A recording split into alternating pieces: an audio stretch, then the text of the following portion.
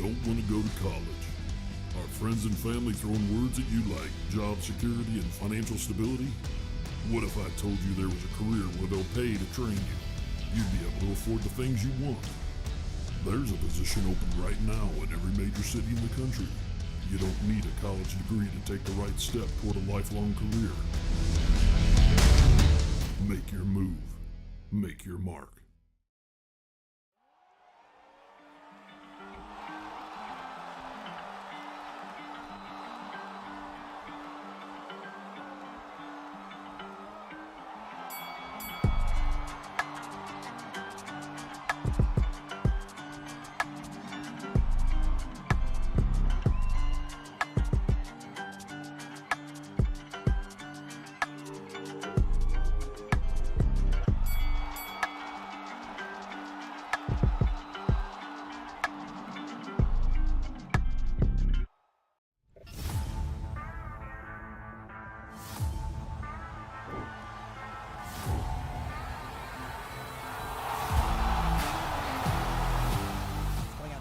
Fast, already try. Oh, beautiful counter to the takedown. Thank you for joining us tonight. The disadvantage was Zayef, but then he... Waiting too much on Trixie. Nice shooting, good turning.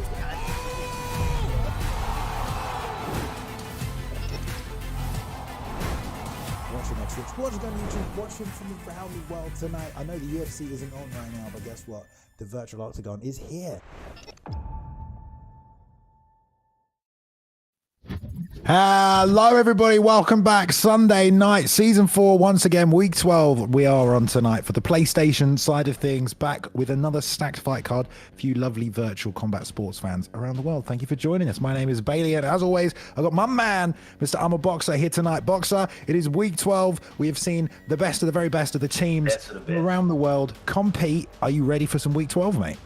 Ready for some week 12. A lot of teams have a lot of stakes on the line tonight. A lot of must win. So looking forward to a very important card, Bailey.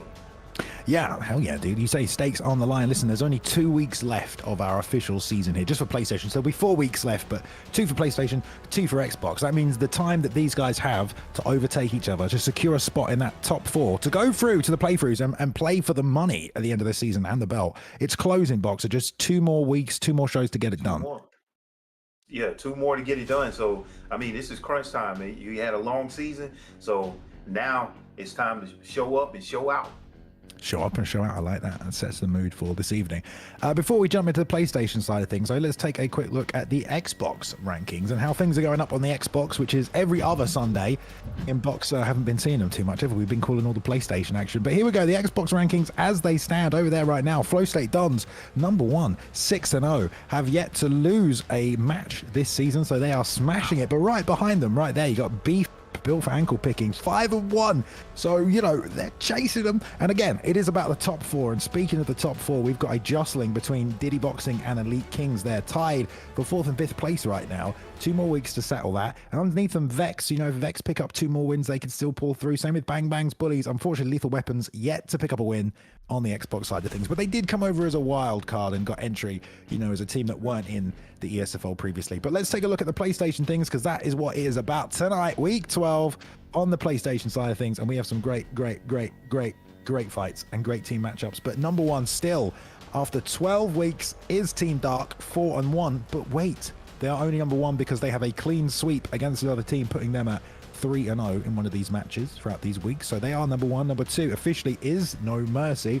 And number 3, number 4, you got the Kings and the Elite Kings. All to play for, though, on PlayStation here, Boxer. 2 weeks left. You'll see Tune Squad, Showtime Killers with 1 win or 2 more wins. They could get themselves in the top 4, go through to the playthroughs, through the qualifiers right there. Even Bang Bang Bullies down in 7th place have a chance to make it inside the top 4 and go through this goddamn season. Ooh, Boxer, do you see any dark horses on this leaderboard? Yeah, dark horses. So I am looking at a great performance needed from the Tune Squad, because they're sitting right there on the bubble, so to speak, right there on the edge. They need to get that win to get up in that top 4. You need to do that. But Bang Bang Bullies, also same record, sitting at number 7, definitely with a good showing tonight and a win, never know, they could find themselves in that top 4. Oh yeah, and they are poised to shake things up tonight because the Toon Squad will be taking on number 2, the Kings. So yeah, mate. Number 3, the Kings. There, excuse me, I wrote that down wrong. But there you go. They have an opportunity to shake things up tonight, make their way to the top of the league. Listen, we've got a bunch of fights tonight, Boxer, and it will be good. Once again, we are sponsored by the CEFSA, the Commercial Food Service Equipment Industry. More information on that later, but you will see a QR code pop up on the screen. If you or someone you know is interested in a career as a commercial food service technician, then the scholarship information for the sponsorship will be shown throughout the stream on the QR code. Have a look if you're interested, but we'll get into that a little bit later. For now though, mate, should we take a look at the actual matchups for this evening? Who's fighting who? Yeah, or we can do that. Actually, we have a look at the first one. Do we even have that? Have I just invented? We do have it. Okay, I feel like I just invented a graphic we didn't even have, but there we go. Right, so the first matchup between the teams right here, we have Showtime Killers taking on EK Gaming. That is number 6, the Showtime Killers, taking on number 4. Elite Kings. Have I written this in the wrong order? This is a bit of a sugar show from me right here. It should be. Yeah, it is EK. Right, I did say that. I said it right, then I saw it, then I second guessed myself, which is ridiculous. But anyway, here we go. Showtime Killers, Elite Kings. So on the Showtime Killers side, they've put forward Yequis, Moonju, and Storm, or Manjax. He's French, we'll say it. And Elite Kings on the other side, they've got God Ate My Pig, Caged, and Kamapulia making an appearance, even though he wasn't able to show last week. He's put back in. Great matchup across the board here. We've got 3 fights coming in this first best of 3 between these two teams. Number 6 taking on number 4. We'll go straight to the first fight here. I believe it was the Showtime Killers won the coin toss, and they have chosen heavyweight as the weight class. So heavyweight for the first fight. First pick will be for God Ate My Pig. Red corner for the Showtime Killers. The Elite Kings are in the blue corner. Boxer. Hey, now they got on me in the back. Jaquez is the name. Now, this is a heavyweight fight. I love heavyweight fights. We don't get a chance to see heavyweight fights a lot. So, Jaquez, 0-1, fighting out of Saudi Arabia. Lost his ESFL debut to Dark Papadoc, but who doesn't lose to Papadoc? He has an unorthodox style, well-rounded, good submissions, but he's fighting EK Gamp. Can you imagine going into your debut and then your second fight is EK Gamp? 1-2. Fighting out of the UK, lost to Prioxis in week 6, Crooks to week 8, beat KIA Ben earlier in the season, former ESFL champ. This is a very exciting fighter, and Jaquez has his hands full fighting Papadoc and then Gamp. I mean, he's just fighting champ after champ after champ. But we're coming into heavyweight division. Now, Jaquez ends up getting no other than the man Tyson Fury here. Not as good on the ground, but you cannot mess with one of the greatest boxers in history on the feet, Bailey. In round 1, take it away. All right, here we go. So Showtime Killers in the red corner with Jaquez taking that Tyson Fury pick, as you mentioned. The blue corner right here for EK. Yes, you called it right there. I mean, God Ate My Pig busting forward, already go for the double leg takedown there. Doesn't get it. Nice defense to start this thing off. Wow. Interesting picks, as you mentioned, but God Ate My Pig, no stranger to getting the grappling, bro. And sneaky takedown, though, for Jaquez. Back to the feet, though, Boxer. Bailey and Jaquez in here showing you that he can get it done on the ground with Tyson Fury. But see, when you wrestle with this boxer, look what it's doing to your stamina. And that's one thing you got to pay attention for. God Ate My Pig, former champ. Let's see what happens, Bailey. I would expect him to take full advantage of the situation. Oh, there's the just single wrestling. collar. Yeah, and he got the hip toss as well. No need to mess around there. No late denial. Now some elbows from the top, which are very high level, and a ton of damage will come out from them. Especially with John Jones there as the backside transition denied. More strikes coming in from the side saddle. This is where it starts to get dangerous already. And there's another deny just 2 minutes into this one, Boxer. This is not looking good. Yeah, not looking good. When you see somebody just taking their time with these shots, he's taking his time and he's looking for the proper transition denial, and that's why he got a couple, Bailey. But you know, it almost was over with right there. This is a tough shot spot for Jaquez, Bailey, and this could be over with right now. Yeah, there was one elbow away from it being done right there. Let's see if he can bust out. No, Jaquez tries again there for the inside, fakes a sprawl. That time the sprawl fake gets denied, and here come more elbows from the top. Now using that sprawl fake to interrupt the animation. Pro tactics there.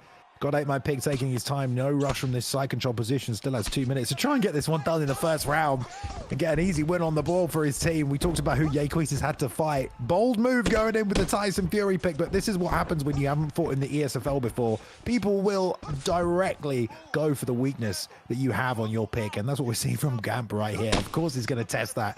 Put him in side control. John Jones danger position, and the shots are coming in now, Boxer. This one could be over already.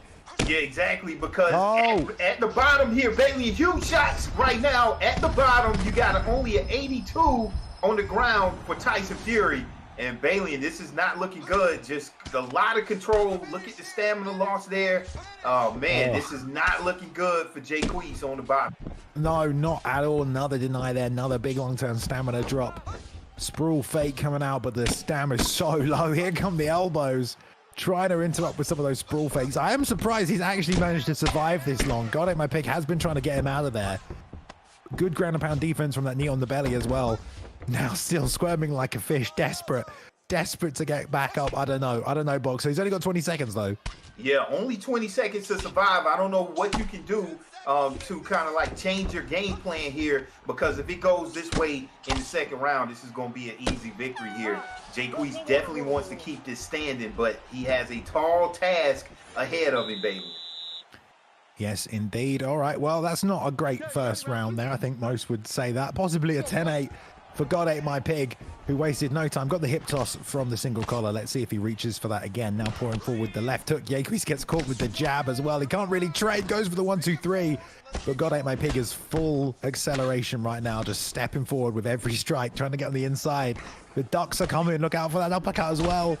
Oh, they're trading though. Wow, look at that head damage just because of everything that happened on the ground. But man, God Ate My Pig is pouring on that pressure, and he can kind of just sit back and relax, Bailey, with this huge stamina advantage here. But let's see what Jaquez has on the feet with Tyson Fury. Still very dangerous. Oh, spinning back fist lands. Ducks a second one into the lead overhand. Huge knockout there for God Ate My Pig. Just a little bit too much stamina advantage, Bailey, and that was all she wrote. Wow, impressive performance there from God Ate My Pig. Just getting it done on the ground, and then round two, getting it done on feet.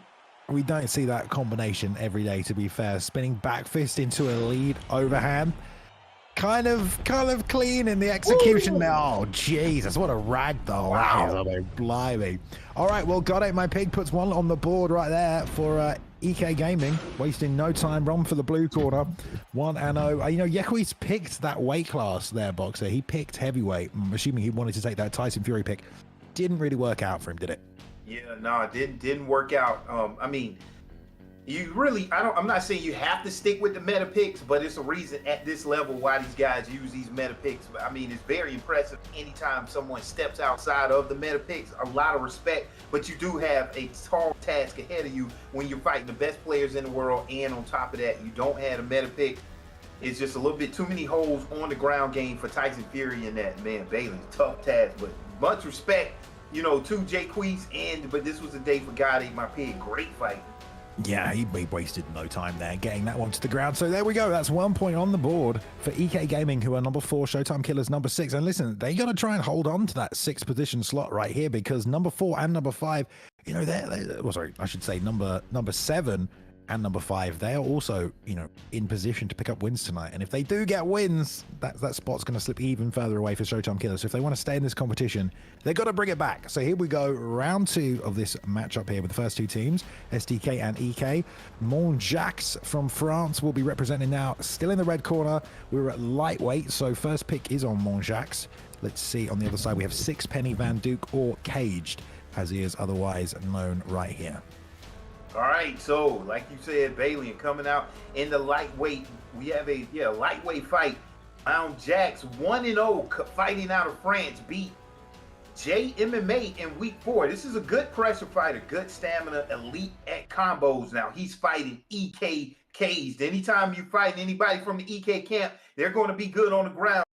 1-0, defeated Toon Squad's Izzy Kid in his ESFL debut week 6. Okay, now let's see who they ended up picking up here we got the lightweight division here, so I'm expecting someone to get Islam, maybe, but right now, seems like they're still thinking about it, Bailey. And Dustin Poirier is always one of those meta pickups. Very fast, a lot of power here. But if you get Islam, you know you're going to have that 99 takedowns and that 100 takedown control. But they went for the classic matchup, Conor McGregor versus Dustin Poirier. We're going to get a stand-up battle here, Bailey. And it's going to be probably nice and tight in terms of the range control. But this will be one where we're going to see probably a very technical matchup here. Both of these fighters are undefeated, Bailey, and so looking forward to a very, very good matchup here. All right, here we go. Yeah, so 1-0 so far to EK. Caged here in the blue corner, trying to make it 2-0 with the Conor McGregor pick, but it's all on the Dustin Poirier from Monjou to try and keep us into this and keep his team into it, I should say, not us. But there we go, STK in the red corner once again here. Audio on this one, guys. We shall do as we can. Good work holding the center so far from Monjax. Tapping away. Nice front kicks. Yeah, nice push kick, nice knee. You got to watch out your stamina. You can't take too many shots to the body. I'm already liking the game plan there by Monjax, but he has to be careful because I already know Cage is looking for that uppercut with Conor McGregor, putting in nice body work of his own, Bailey. Yeah, nice three-piece combo, though, from Monjax to return.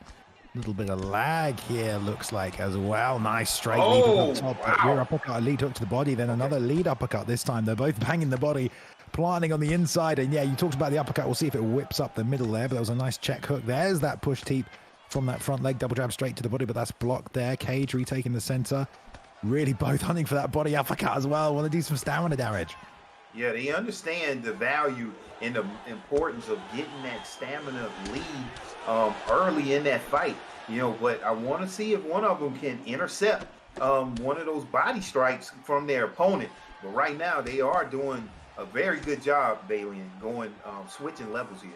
There they are. Season 4, week 12 right now, guys. This is PlayStation.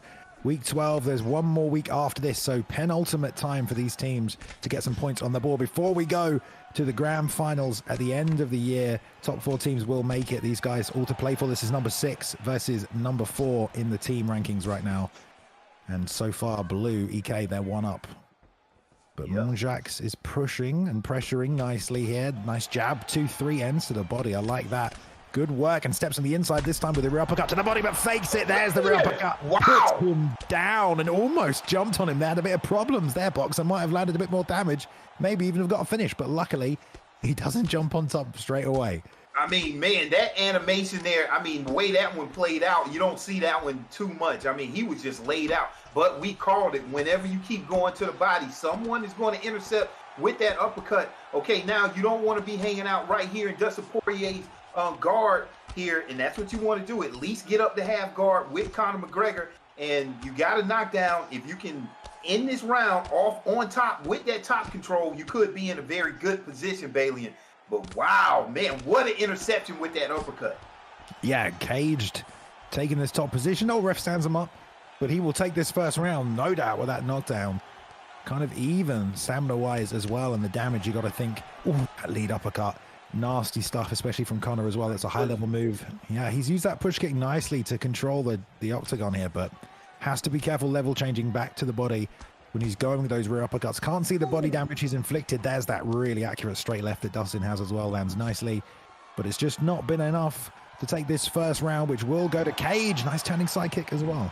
Yeah, nice with Cage. Now, let's see how this recharger perk works for Dustin Poirier. You can't count him out, but right there, you get that interception, you get that knockdown. That's going to be huge for Cage. Cage is going to win round 1. Let's see how much health is recovered in between rounds with that recharger perk for Dustin Poirier. Round 1, got to respect it. Look what it did, Bailey. They're almost even. Yeah, they are. And it was the lead hook that followed that uppercut that actually put him out there. Cage through the rear uppercut, and then the lead hook landed. That's why he almost finished him, because you get hit with another shot on the way down like that in this game. It's usually game over, but it wasn't. And there's some nice work letting the hands go from Monjax, who's desperate to try and capture a second round now. Knows the team is down 1 point. It's all on him to keep them in the plays right now, not lose to the number 4th ranked team. More body work, though. And we know that Monjax has done some good body work to Caged. We saw the damage. Look at it there. That's fairly decent for what it is. Another rear uppercut that lands as well. Raw left hand lands. Beautiful distance management. Cage just walked right into that one. Yeah, Cage walked right into it in the same game plan as round one. I'm expecting to see somebody do some type of intercept to maybe get a knockdown. They're still putting a lot of damage to the body. They're putting in that work, and maybe it'll pay dividends later, Balian. But man, they are putting in a lot of work to the body. Ooh, straight lands there as well.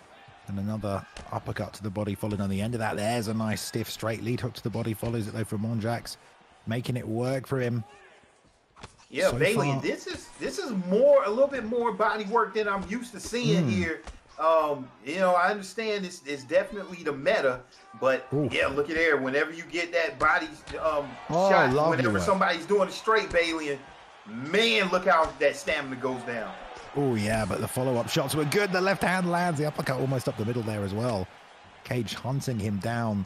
Monjax not able to counter, but yeah, both men have done good body damage. There's a stiff 1-2-3 ends to the body again here. Loves that lead hook, rear uppercut to the body, but that is out of range. And Cage now being a bit more consistent, slips to the inside, lands a rear body uppercut right there. That's going to be big damage to the stamina and the body health. Over the halfway point of this second round right here, though. There's the freaking miss on the front kick, and the lead hook catches him. That's not nice. You need to be careful with those. Yeah, and this is nice stamina management here by Cage, because when you're talking about only a 90 cardio for Conor McGregor, you have to manage that stamina. And a 94 for Dustin Poirier, doing a good job. Bailey coming up on round one. This could be round two. This could be anybody's match at this point, Bailey, and a nice technical stand-up battle as we predicted. Yeah, nice lead hook there as well from Caged, who's not throwing as much as Monjax, it feels like, but he's still landing big shots. Nice double leg. What a timing on that. Nice takedown. Gets side control. That might be a round winner as well. Yeah, and that's exactly what you want to do, especially if the judges feel like it is a tie on the stand-up. You get that takedown, you get that on the judges' scorecards, and maybe even get some control if you even had going to a third set for the tie.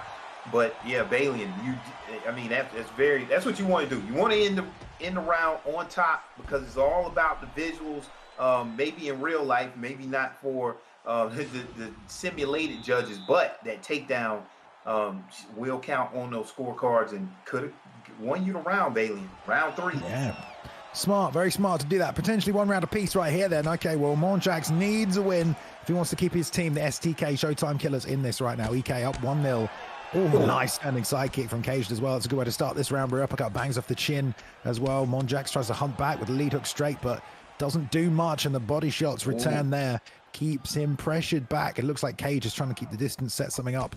Maybe a big kick or something as well. Rear uppercut to the body, slams in as well. Still not a lot of headhunting, boxers. Still both targeting the body even in the third round.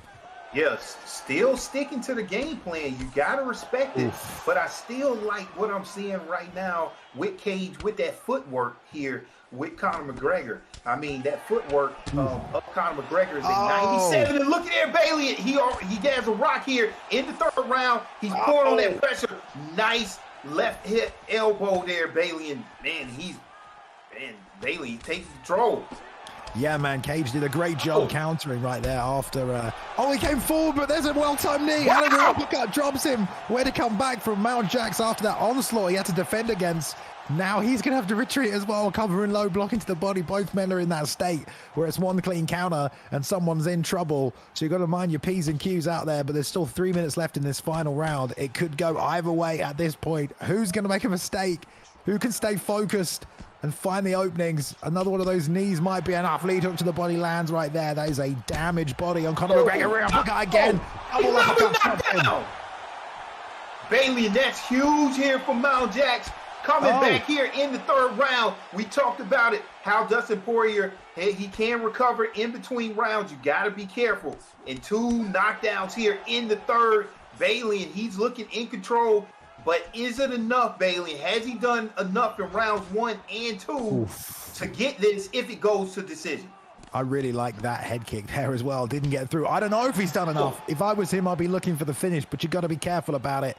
Tried to go straight lead uppercut right there. Well read by Caged. Oof. Oh. And just the miss and the counters can do so much damage. Blocked, body shot, return. 1 minute 15 on the clock. There's a straight that interrupts Cage right there as he tries to step forward. Jab straight to the body, lands again. But Cage has been really good on the counter. Can absorb that first combo and then come back with his own. The knee doesn't land. The straight left does. They trade left hands right there. This has become a war all of a sudden. The first one was over quickly, but this is a lot closer. Another rock on the board for Moonjacks. Oh, Boxer, this could go either way. It could go either way. Coming down here in the last 30 seconds, do you understand what you need to do to intercept your opponent? As you got to go with what they've been doing. And now you got that uppercut Balian getting a huge rock last 15 seconds. Will somebody get knocked out or will they survive, Balian? Oh, the uppercuts have been the story of this fight. Oh, he finished him! He finished him with a straight to the body. Oh my God. 2 seconds left. He probably pulled that from the jaws of defeat. I think he might have gone for a jumping kick or a knee or something. Yeah. Hammer of a straight left there, Boxer. That's a point on the board. That's one apiece. Wow, Balian. See, it looks like he was getting ready for a flying knee attempt, but they've been putting so much work into that body. Ooh. It was just couldn't take any more, Balian. I mean, they've been putting work in the body the entire time. So, man. We're reading chat's reactions right here on Twitch. You guys are loving that finish there. What a way to come back. Nasty body shots indeed. Anyone who is asking how to sign up, by the way, go ahead and head to the ESFL Gaming Discord. It's at the bottom. I don't know if we can get it dropped in the chat as well, but yeah, the ESFL Gaming Discord. From there, you can join other teams. You can, apply to be in a league, apply to be in one of the affiliate leagues. It all starts in the Discord, really. So go ahead and jump in there. But great win right there, Boxer. What a freaking comeback for their team, the Showtime Killers. That's one apiece with EK Gaming now. I mean, Mon Jack's showing up again, getting it done against Caged. Yeah, a very, very good match. I mean, man, it's rare that I see a match like that, but a very interesting match and high level stuff. Yeah, man, it's kind of crazy he went for that jump knee at the end, right? Is that something you probably would have done? You never know. You're trying to do what you need to do to get that knockout, right? And so you want to do something that's surprising, that hasn't happened the entire match. And yeah, I probably wouldn't have done that. But if it had landed, you would have looked like a genius. So you never know. True. All right. Fair enough. Well, it all comes down to this then. Our first matchup here, week 12. EK 1, Showtime Killers 1. It's down to Storm and Kamapulia.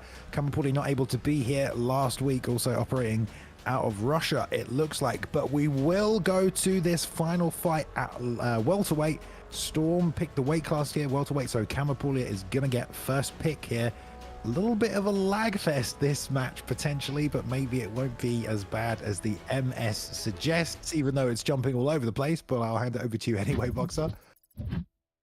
Okay, all right. So we're coming to the third fight here. Yeah, so what we got STK. This is a welterweight fight. Storm defeated, who is a stealth ninja in his ESFL debut, week 10. All right, but this is a very, very talented fighter here, and he's fighting Kamapulia coming out of Russia. 2-1, defeated Kai McGrath in week 4, Darkside in week 6, late pullout forfeit in week 10. Wants to right that wrong, Balian. Very talented striker also. So we got a classic here, wrestler versus grappler matchup. We got Leon Edwards, and then we also have the wrestler here, Kobe Covington, Balian. So let's see if Covington can get down Kamapulia to the mat, or can Storm keep it standing. Yeah, Storm with the Kobe pick in the red gloves for the Showtime Killers, blue gloves for EK Gaming's Kamapulia. And what a nice matchup here, striker versus grappler, pressure already. But let's see how he's dealing with this. Nice rear body kick there from Kamapulia. Lovely double leg. That was such a good entry. Gets the side control as well, Boxer. This is where you want to be, just 45 seconds into round 1. Yeah, exactly. So Storm here in the red gloves here with the Kobe Covington pickup.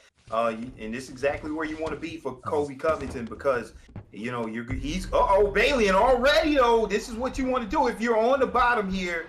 you get this submission. You may not get it, but you know this is going to score some points here with this submission attempt. Yeah, this is kind of a strange thing to go for, but I guess, you know, you're trying to score some points anyway, regardless. On top, though, still for Colby and Storm. Ah, lovely. Oh, we went for the triangle. I love it. Okay, now we're seeing some new stuff from Kamapulia, who's just relentless with these submission attempts, throwing it up there. The escape is building, though. It looks like Storm will be okay. Gonna get the chain into the armbar, though. Nice stuff. Wow! He's not going to get it, but still, you know, he's attacking these submissions. I don't know how much stamina damage it does, but at least he's, you know, going for stuff. Yeah, now I've seen Romero win a fight like this just all off of submission attempts. True. You know, so I mean, you know, it does score points here. So, you know, Storm, just because he gets Kamapulia down, you know, he has to do something that score points here. Oh man, couldn't stop that get up. Got the first one. Should get the drag back down here. Hooks the leg. Nice work. Oh no, he doesn't. Late denial. Wow. You gotta love to see that. That's a hard takedown to deny right there. Kamapulia on top of it and gets the deny on the get up and the side control. Now could punish with the 5-star elbows on Leon Edwards. What a turnaround for Kamapulia. I'm just going to say, you know, when Storm gets the takedown in top position, for every second that you're in a submission, that's control time to the other team, the other person. So Kamapulia getting 2 submissions on the bottom there. I'm sure he probably has more control time than Storm had on top now with his own bit of ground and pound, and this is probably fairly even now. I'd say back to the feet for the last part of this round. So if anyone can score something big, it'll help here. And there's a lot of left hands landing for Kamapulia, and he's taking the round right there with a knockdown, nice and early. Double knees up the middle, the uppercut on the break surely, and the lead hook drops him. Uppercut lands one more time. He's going to get the ground and pound for the finish. No, stays in the fight for how long though, Boxer? Ooh, maybe not too long, but it's showing you just the advantage that Kamapulia has on the feet with Leon Edwards versus Colby Covington. Very talented stand-up striker is Leon Edwards, and he's pouring it on already. 2 knockdowns as soon as they went back to the feet, Balian. This doesn't look good for Storm right now. Yeah, he's now also trading, and it's the left hand versus the left hand. It's just landing every single time for Kamapulia. There's the end of the round. But man, did he take some damage. Only 2 significant strikes landed for Storm. So although he was in that round, in terms of what he's done to go in the bank to help him out in the rest of the fight, I mean, he's basically done nothing. He's as fresh as he was when the fight started. Yeah, exactly. I mean, you know, we got that 99 cardio there for Colby Covington, so you're not going to do too much to his stamina there, but he has to do something because he's down 1 round. So let's see if Storm can get this fight to the ground. But Balian, wow, what a sequence, Balian. What a combination here. Can this be for the finish? Doesn't get it. Lead hook into a wheel kick. I mean, I didn't even know Leon Edwards had a wheel kick right there, but apparently he does. Lands it, double pump fake, going for the get up, back to the feet here. Kamapulia looking for a finish with the fake there. Wants to get this win in the bag for EK. Kamapulia feeling good with the taunt, Balian. And look here, all right, gets the takedown. You never know what can happen because now you're in the wheelhouse of Colby Covington. Once he gets Leon Edwards on the ground, how do you get up from here? You know, he's faced some adversity, but he has a lot of time to work, Balian. Even though that you had some adversity, if you got this Colby Covington pickup, it was for a reason. And now you find yourself in full mount, in control. You got enough time. Can he get the job done? I mean, so good. So far, so good. I was about to say now back to full guard and the get up. Doesn't want to mess around with the submissions, perhaps, but really not landing anything there. Not a single significant strike. A couple of, you know, total strikes in some top position. Nothing to drain the stamina. So it was a good takedown, as is that, but he's just not been able to do anything on the ground to threaten Kamapulia. He needs to get mount, get some ground and pound off, you know, open up, but he's just being maybe a little too careful here. There's a nice deny. Surely here you can arm triangle fake, hit that full mount, go straight for it, gets denied. Unfortunate. Yeah, and Leon Edwards is no slouch on the ground. I mean, well, he has his bottom control of 90 with Colby Covington's top control of 94. So you have a slight advantage here, but he doesn't seem to be able to posture up and land damage because all of these trading of transitions and these little shots to build GA is not going to score heavy in the minds of the judges, especially when you're down 1 round, Bailey. You got to do a little bit more damage than this. Yeah, unfortunate that is the case right now. Oh, going for this arm triangle, but he's probably not going to lock it in. No, easy escape right there as it's built up. 1 minute left in this second round. It's been all Kamapulia again. It's been all Kamapulia this fight, really. EK and the Showtime Killers are one apiece right now. Kamapulia hoping to bring this home. Gonna get the get up. 50 seconds left in this round. Got the wheel kick knocked down off the lead hook. Let's see what else is in the bag. Yeah, now one thing that you can do, but I don't know if he's going to be able to do it. Colby Covington has those perks to drain stamina whenever he's wrestling on the feet or on the ground. So the more you're wrestling with Colby Covington, the better. But it might be a little too late, Balian. The head health of Colby Covington is down right now, and I mean, it might be just jeez! Oh my God! What a highlight knockout with the wheel kick, Balian. Just not enough head health left, and what a just perfect knockout there, Balian. Wow. Yeah, he went for the ducking left hand into the lead uppercut, and then he went lead hook, wheel kick again. Landed it earlier that round, finished him with it, no block left. And you really saw in that fight once Kamapulia had done the damage, Storm just couldn't get away from him. Was trying to move his head, but just wasn't able to stay away from the incoming offense, and also wasn't able to throw back. So he was trying to move backwards and slip, wasn't slipping anything. So Kamapulia kept walking forward and just kept hitting him, and he just couldn't keep him off him. But there is a point right there in the league tables for EK Gaming, who were fourth, and now I don't know where they'll be at the end of today, but holding on to that fourth spot firmly, I would expect. Yes, very great job holding on to that fourth slot, Balian. That was a great fight. Very, I mean, just impressive performance from Kamapulia. Storm just couldn't get it done on the ground there with Colby Covington. Great fight, classic striker versus grappler. And Balian, I think we need a quick little intermission, real quick. Take care of some technical things and be right back. Yeah. 60-second intermission here, guys. So we'll be back in 1 second.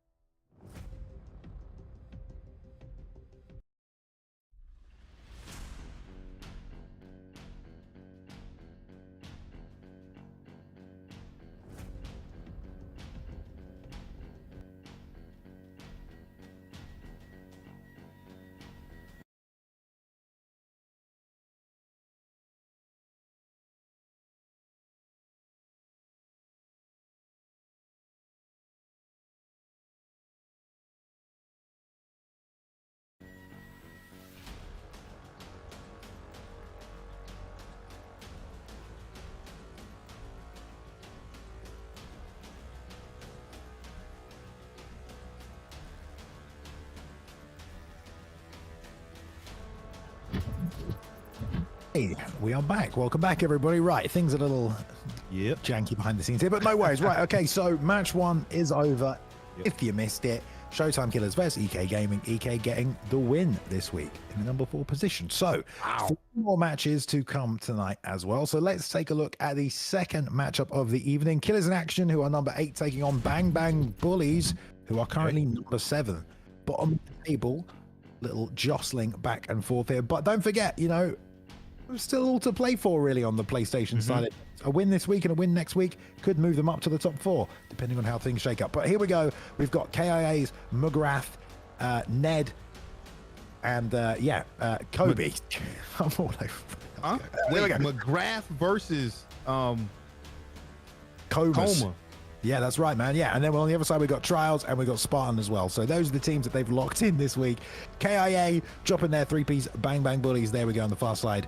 Coma's a new name we've not seen before, but he'll be taking on KIA's McGrath. Then we've got Ned taking on Trials, and of course Kobe taking on Spartan as well. So yeah, a couple of people showing up for the first time this week. Kobe never fought before season 4 debut, and Coma's making his ESFL debut tonight, boxer. But these guys are ready. We're going to featherweight right here. We've got McGrath, the leader of KIA, taking on Comas, who is new to the scene here.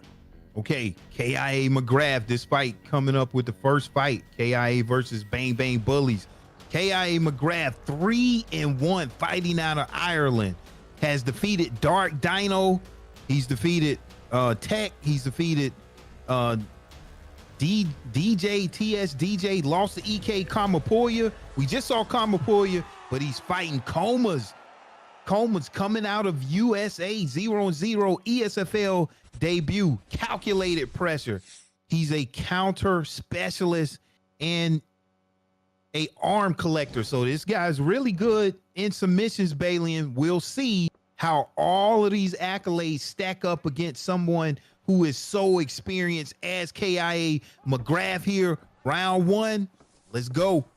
Yeah, McGrath has only lost to Kamapulia this season, so 3-1 for that man. Let's see what Comas can do. Conor McGregor pick, nice pick against the Volkanovski, who we've seen very effective at the highest level. Body kick lands, but it's a little close there, not much damage, and also it's a bit dangerous. Sprinting left hand right there. Oh, left uppercut, nice interception. The body shot. Yeah, nice work there. McGrath trying to level change. Snappy left hand by Comas again. He's staying on him here, boxer.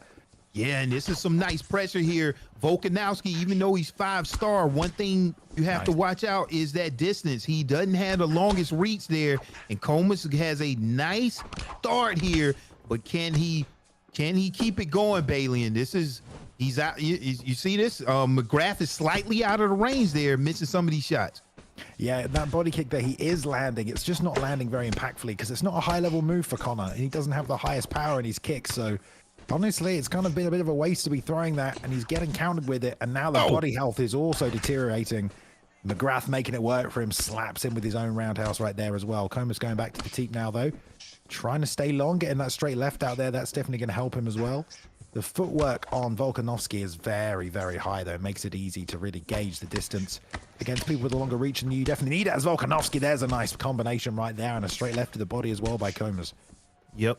Yeah, 99 footwork, 99 cardio there for Volkanovski, just a 90 cardio for Conor McGregor, and you starting seeing that cardio, that stamina pull away there, Bailey, and you called it. This is why he's a meta pickup. But Comas, let's see what he has in the bag there. Nice body shot there coming out from McGrath.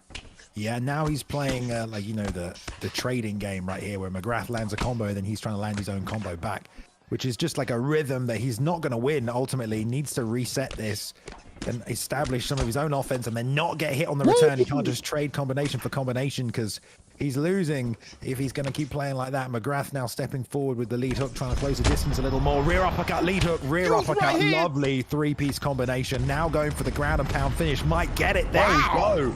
Woo! Straight away in the first round, KIA's McGrath gets it done. Man. Way to get your team fired up right there, boxer. Just quick work. Like, whenever you're seeing these fighters fight, even though everybody here is so talented, the best fighters, people that are veterans, they understand how this stamina system works. And once they get an advantage and they land one combination to get that head health and they've depleted your stamina, especially with somebody like Volkanovski, it doesn't take much.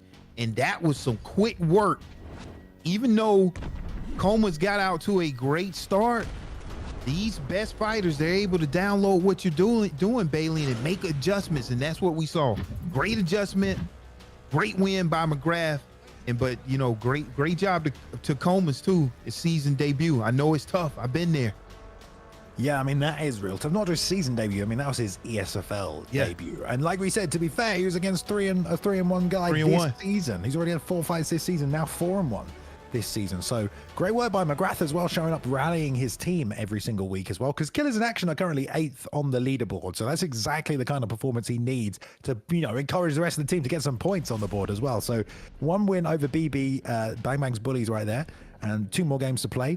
But tough debut for Comas there. And I think the inexperience was kind of some of those fights, like you said, because these guys are so high level, you might not feel like you're kind of losing these exchanges, but really when it comes to this high of a level, you kind of are. So but I'm sure they filled it in for a reason. Must have done well in training camp, and hopefully Comas will be back for another one. But let's go to the second fight in this matchup between these two teams. So we've got Ned from KIA and we've got Trials from B3 at light heavyweight right here. Trials gets the first pick.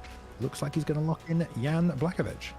All right, yeah, so you want some of my favorite, the big boys in the light heavyweight division. Ned, 1-3. He's looking to get more wins in that win column, fighting out of England. Defeated TK Gavin in week 6. Lost to Papa Doc.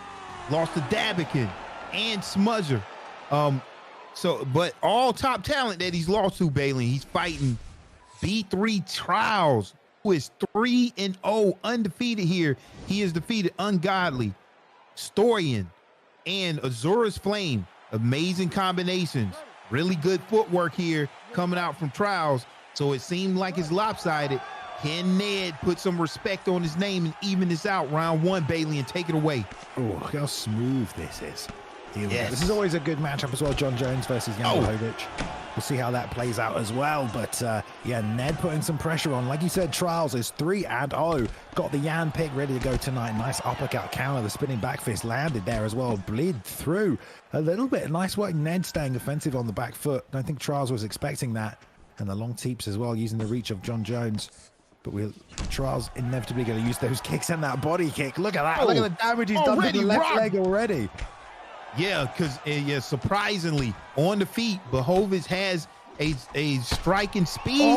But look at that, man. John Jones just has the move set, Bailey. And you never know where these kicks are coming. And nice wheel kick to the chin, Bailey. Yeah, that was really nice. And it was straight down the middle.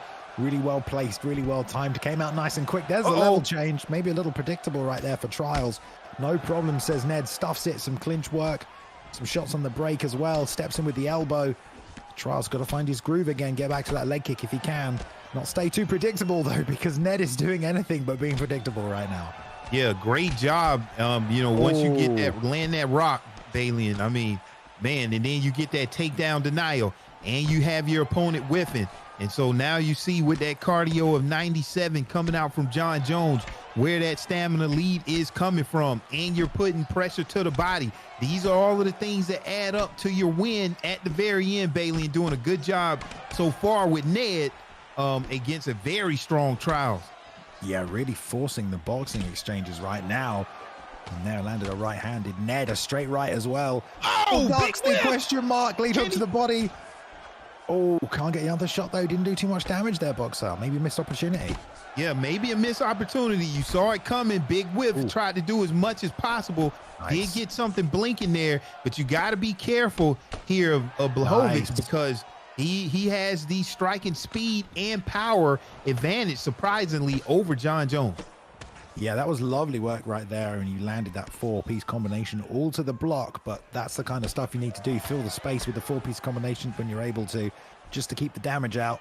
Trials knows that, shows off right there, but it's Ned just launching the arsenal at him right here that's having difficulty for Trials. Gets the double leg. Oh, look at this, Bailey. Huge takedown there by Jan Blachowicz. Now you got 43 seconds to work.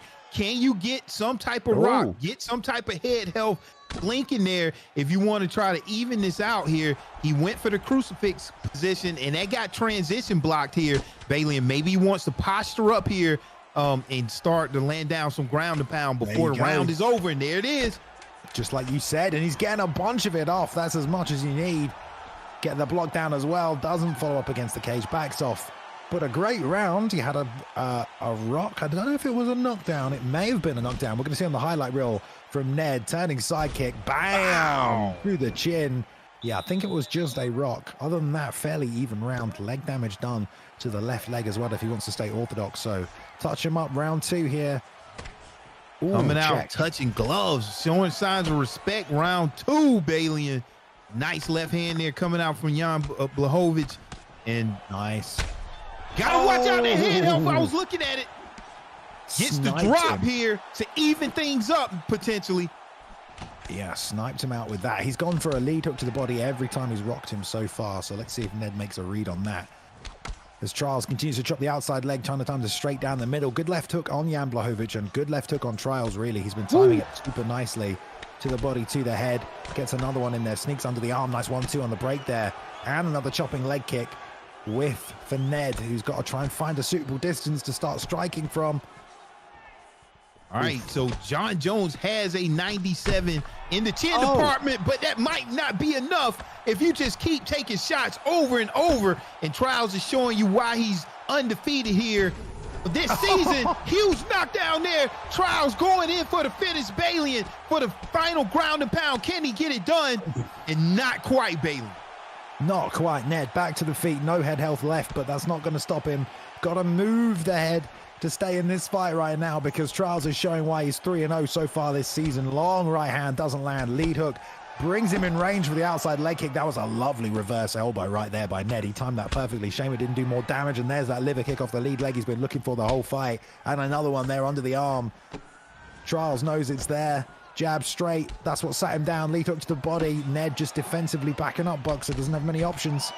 Yeah, exactly. And and the stamina is just depleting and depleting. Look at there. They trade shots, Bailey. Nice. But the head health of John Jones is a little too low right there, but he's still very powerful himself. You have to be careful, especially when you're talking about using this meta pickup, one of the greatest fighters of all time. You never know what can happen. But that's why you want to take him down, just, mitigate that pressure and just recollect yourself. This is what these top fighters do, Bailey. Man, what an elbow that was from Ned. And a reversal. Wow. Yes. So, Bailey, you don't see that too often. No. That reversal from that was the opponent trying to go for a top mount and and maybe it's a flick down or something like that, and you block that, man. Or maybe it's a flick up.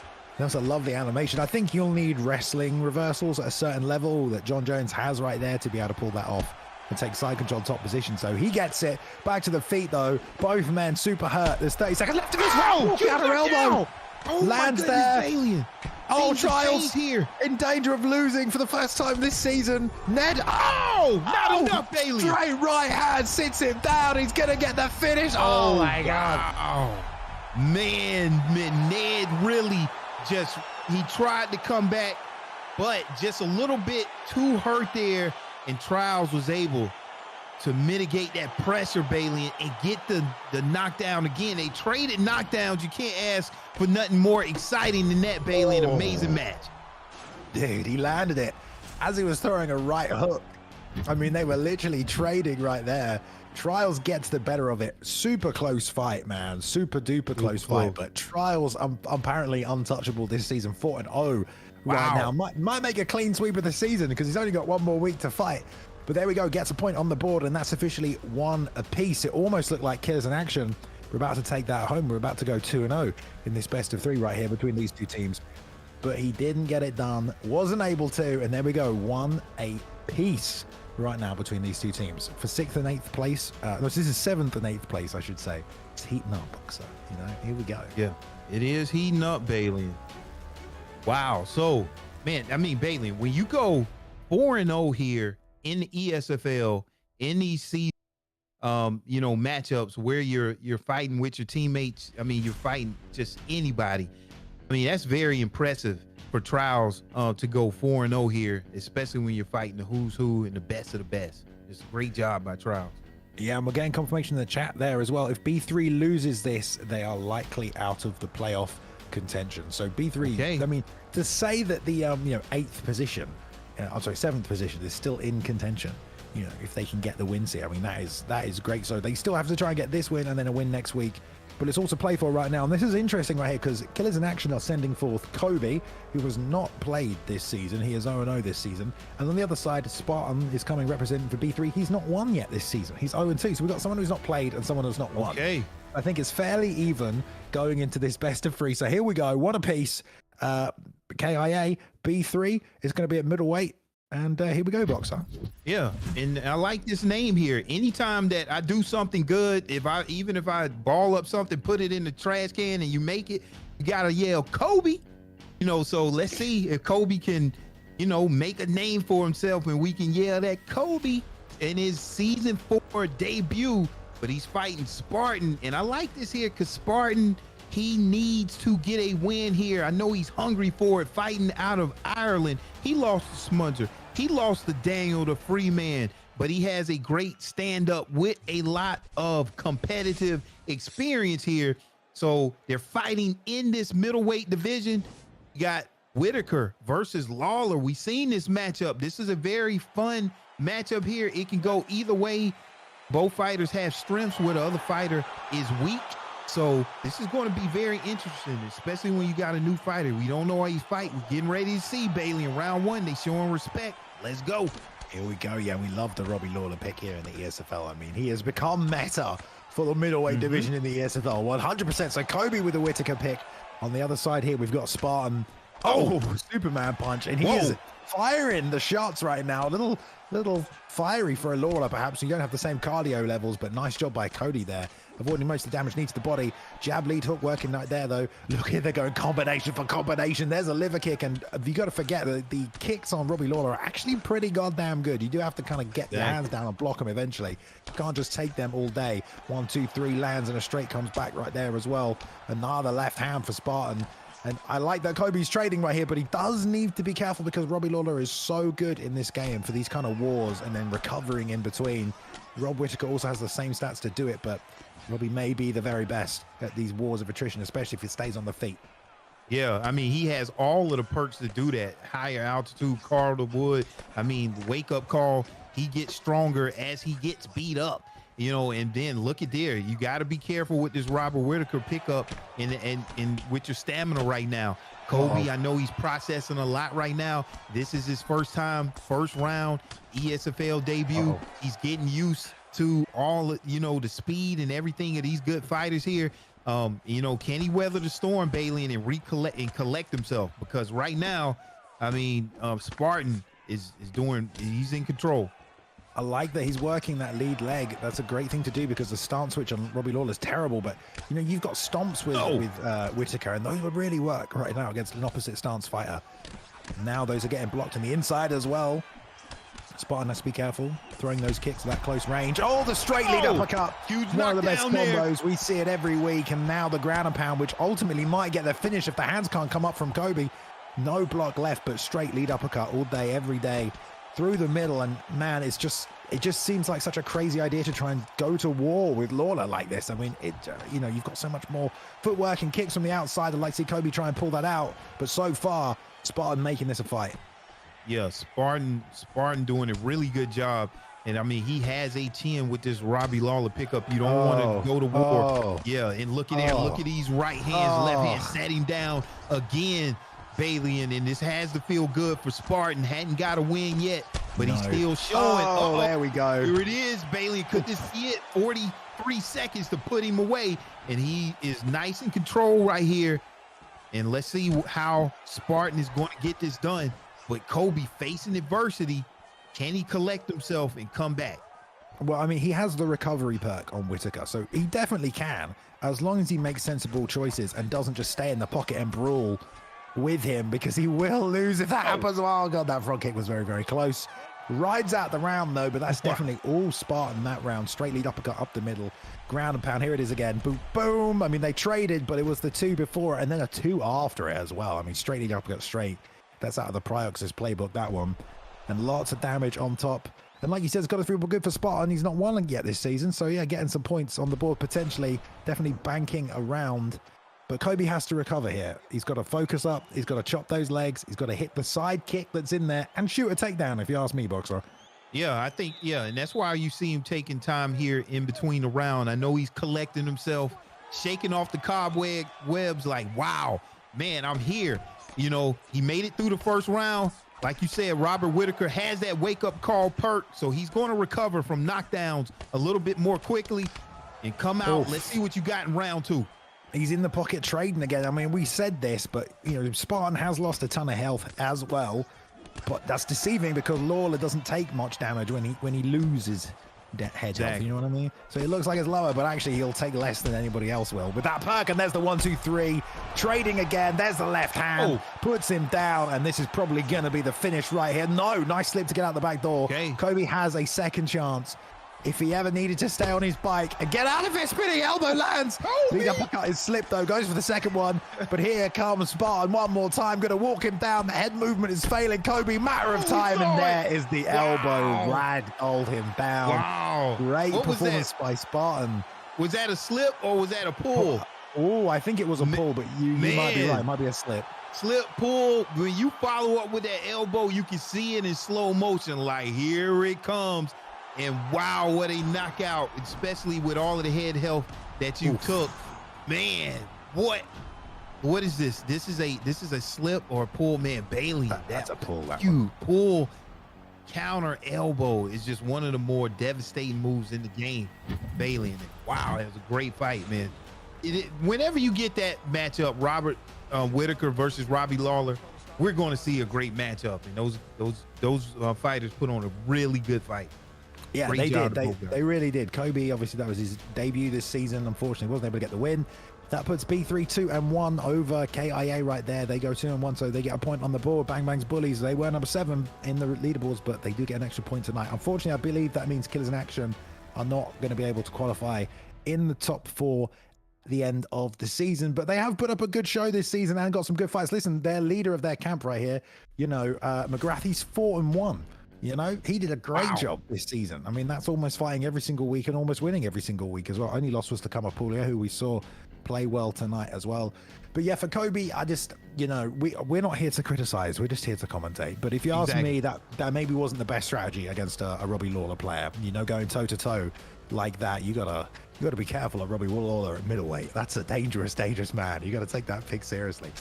Before we jump on to this next matchup, we'll take a quick look at a little shout out from one of our sponsors here at the ESFL. We've got a new sponsor for the rest of the season here, CEFSA, the Commercial Food Service Equipment Industry. One of the most stable and in-demand industries out there, of course. They've partnered with us, the ESFL, to provide us and our community here with the opportunity to win a scholarship worth $2,500. So all you need to do is scan the QR code on the screen, and you or someone in your family, if you're looking to get into the commercial food equipment service industry, become a technician, you can start your journey today. You don't need any experience or any degree, and if you or someone is interested, just scan the QR code on the screen.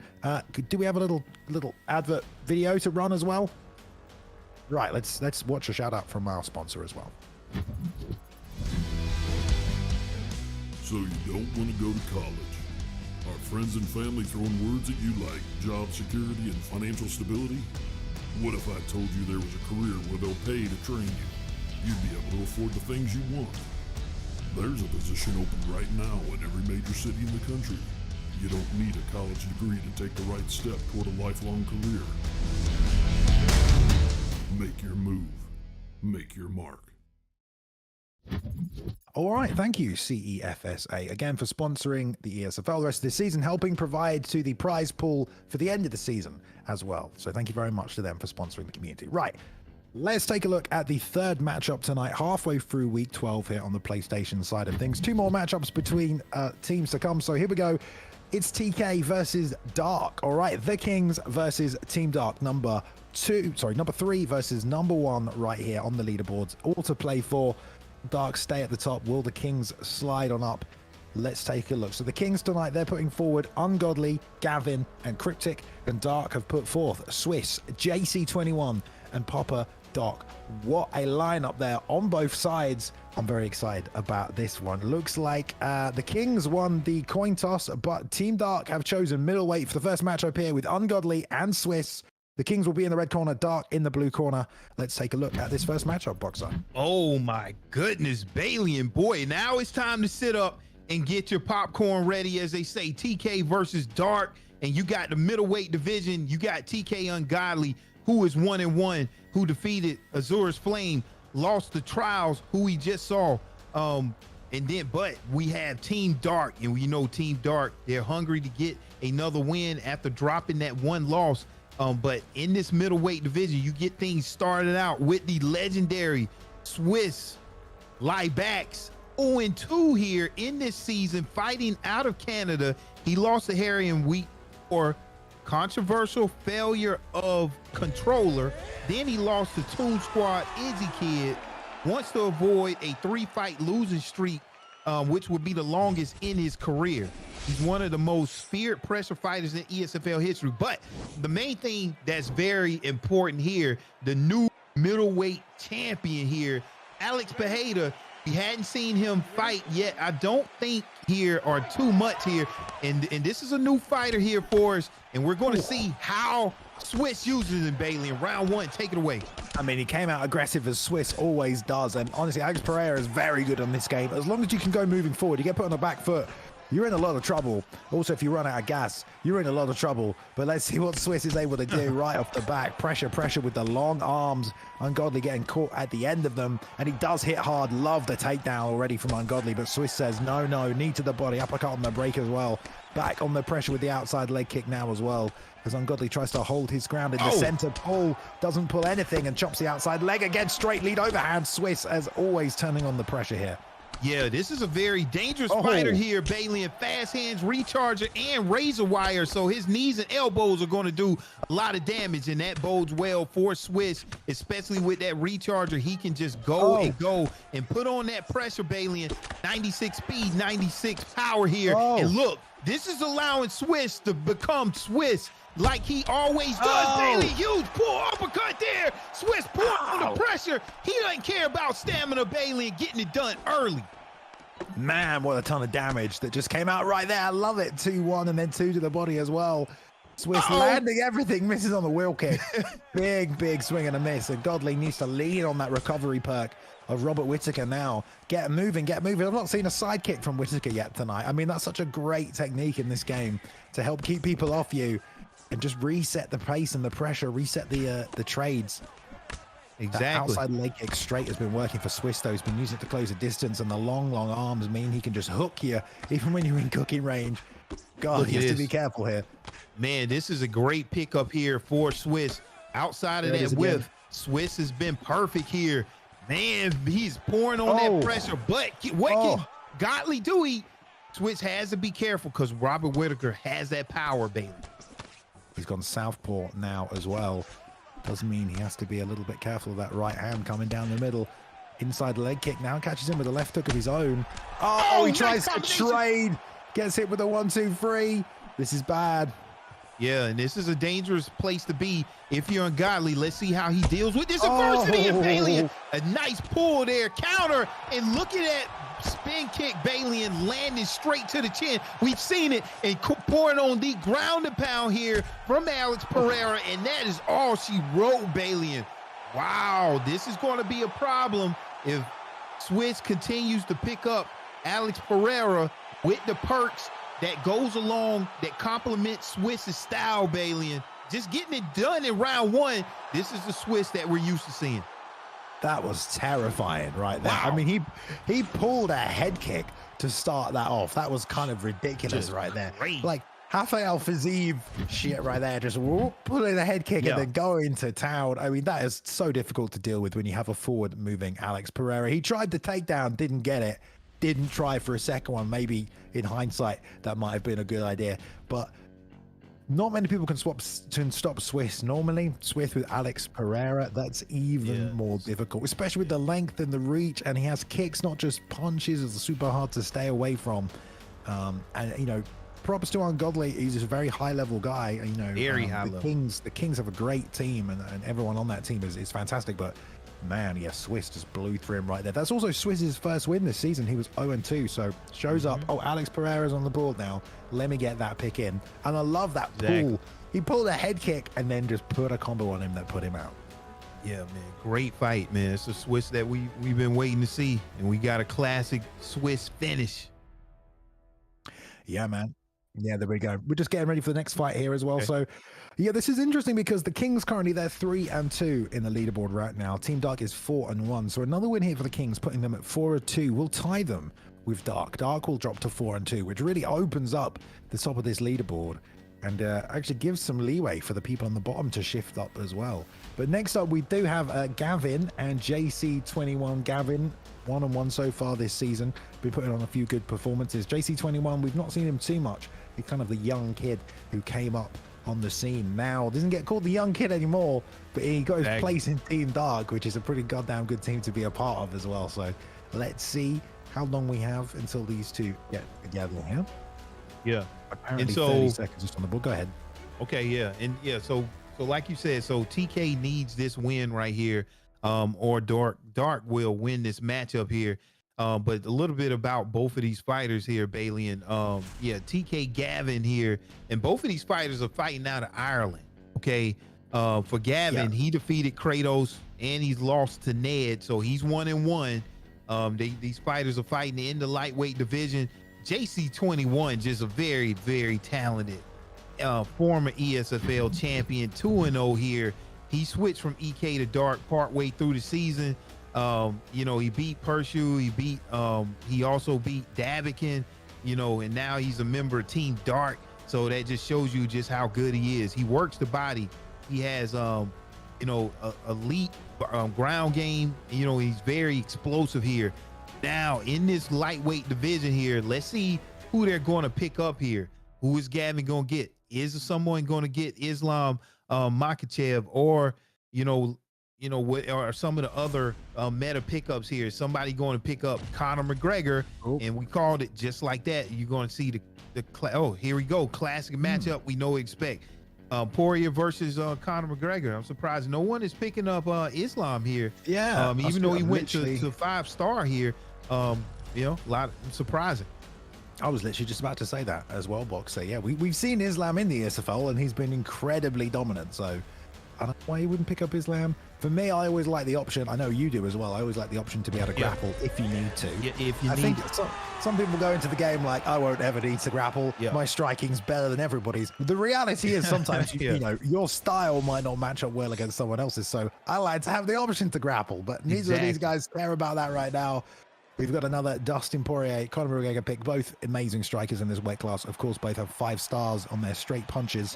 So we'll see how this plays out right now. So TK Gavin in the red corner right there, locking in Dustin Poirier, JC21 with the Conor McGregor pick in the blue corner. Team Dark up 1-0 right now over the Kings. Let's see if that changes as they get this round underway. Okay, so Gavin 1-1. He wants to start out and maybe put a loss on JC's record here. JC undefeated, like we were saying here. Now, what happened very early here, these fighters are being kind of patient here, feeling each other out. They're not really gassing it out, but you still got to be careful here because Dustin Poirier has that 96 power, and it can go downhill early here. Ooh, on the back foot already, but doing some good defensive movement. JC21 trying to seek him out. Gavin looking real nice though, real clean on the outside, tries to jab the body, gets tagged with the left hand though, retakes the center though, and all that space. JC21 puts his back on the fence and gets lit up right there. I don't know what that was about. Okay, you see some whiffs coming out from JC21, and so these guys still feeling each other out. I don't feel like anyone's just really wasting their gas tank. As you can see, these whiffs are paying dividends. A clinch attempt there, and then, you know, you can easily get out of that clinch attempt with a combination. And here's, you know, a lot of complaints from the new players. You know, they can't get away from the clinch. That's one easy way to do it. You're going to see that here at the top level. Oof. You know, JC21 really puts some pressure on, and there's a left hand right hook on the inside. Nice work. Letting the hands go and whiffing a little is JC21. You know, he did that a little bit earlier, got the rock there, still did it, but Gavin replied with this body shot. What I'm noticing right now is the defensive footwork of Gavin and the head movement. It's on point tonight here, Boxer. Yeah, very on point, and that's what I was saying. It could go downhill quick, and we just saw that just out of nowhere. It seemed like they was filling each other out, and then before you know it, it's a rock here. This is the fight of Ireland here, as we notice, and a huge uppercut there coming out from Conor McGregor. You got to watch out, Bailey, with these fast hands. We saw a takedown attempt coming out there from Gavin. He decided not to do it. Minute and 42 seconds left. What does Gavin have to do, Bailey, to even this round up? So I think what he needs to do is survive. I think you can give this round away and just survive for the rest of it and take some stamina off. He knows he's doing that, and he's doing it right now. JC21 whiffs big there as well. Gavin with the defensive slips, fakes the takedown right there, comes back up with the uppercut. That's sneaky. And JC21 has done a ton of damage and has done great work in doing so, but Gavin with the head movement, he's all over the slips right now. With Dustin Poirier, you've got recovery. I'm assuming he's going to try and survive this out. And the stamina of JC is very, very low for the end of a first round. Even for a Conor McGregor pick, this is not looking good as long as he can survive. But JC's banking on getting the finish early, still putting the pressure on him. But the reality of Conor is, Boxer, you know, you just get one slip counter and you can get right back in regardless of stamina. There's a lead uppercut as well. Yeah. Now, Bailey, this is one of my favorite type of fights. No matter who it is, you got one fighter that's up in terms of damage, but to give that damage, he's giving up stamina here. Now, you're going to see that recharger perk kick in for Dustin Poirier. He's going to have a nice stamina advantage coming into round 2, but will that be large enough you know, to even this matchup, because you got JC up, but his stamina is going to be low. Yeah, and JC, rolling thunder right off the back. That's some crazy shit right there. And the lead uppercuts. JC's really hunting for this finish. The uppercuts are landing non-stop. Gets hit to the body though. Gavin marching him down, trying to retake the stamina difference. But that was a rolling thunder. Goes for another one. All right, yeah, you got one, but Bailey, wow, you come out with that rolling thunder knowing that your opponent is going to throw that jab, and that rolling thunder is going to go right over that, right through that, and he landed it. And this is exactly what he has to do because his stamina is low. But look at there, man. Dustin Poirier is strong, Bailey, and so, I mean, now this is the time. If Gavin is going to come back, this is going to be it, Bailey. Yeah. Nice pivot. I mean, Dark are up 1 point. If JC21 doesn't get this done, it will be one apiece. But Gavin definitely does not want to get knocked out and get his team out of this in the best of 3 right now. And this is where you want to be if you're Dustin Poirier. This is how he beat Conor in the rematch. Oh, but he's still got some pop in the punches, Boxer. Yeah, I like what Gavin is doing. And yeah, he gets the takedown, Bailey, and that is huge. That's going to play dividends on his stamina here for Conor McGregor when he's down, but you still want to posture up and land some ground and pound. And I mean, man, Bailey, and I even would want to go into half guard here, but you can't get it done in the guard of Conor McGregor. You're really not in too much danger. Yeah, and there's only half of this fight left, you know, and he's got no stamina. I mean, this is not a good place to be if you're JC21. I like that Gavin got the takedown. It was well defended by JC, but he didn't have enough stamina, so he got taken down anyway. Gets the get up. Here we go. We're going to really see in these last 2 minutes what's going to happen now. An orthodox switch for JC21. Maybe he finds it a bit easier to stay away from the damage low back to southpaw. Gavin hunting him down. Got to be careful on the way in. Lovely check hook. Here it is, Bailey. This is a comeback. This is a comeback, Bailey, right here. So the stamina is so low on JC21 that it's going to be hard to mitigate, to generate damage in a crushing knockdown there. And it's going to be hard, but we've seen JC come back, Bailey, but this is right where you want. I think Gavin is stolen this round. I mean, I think he is as well. JC's stamina is so low.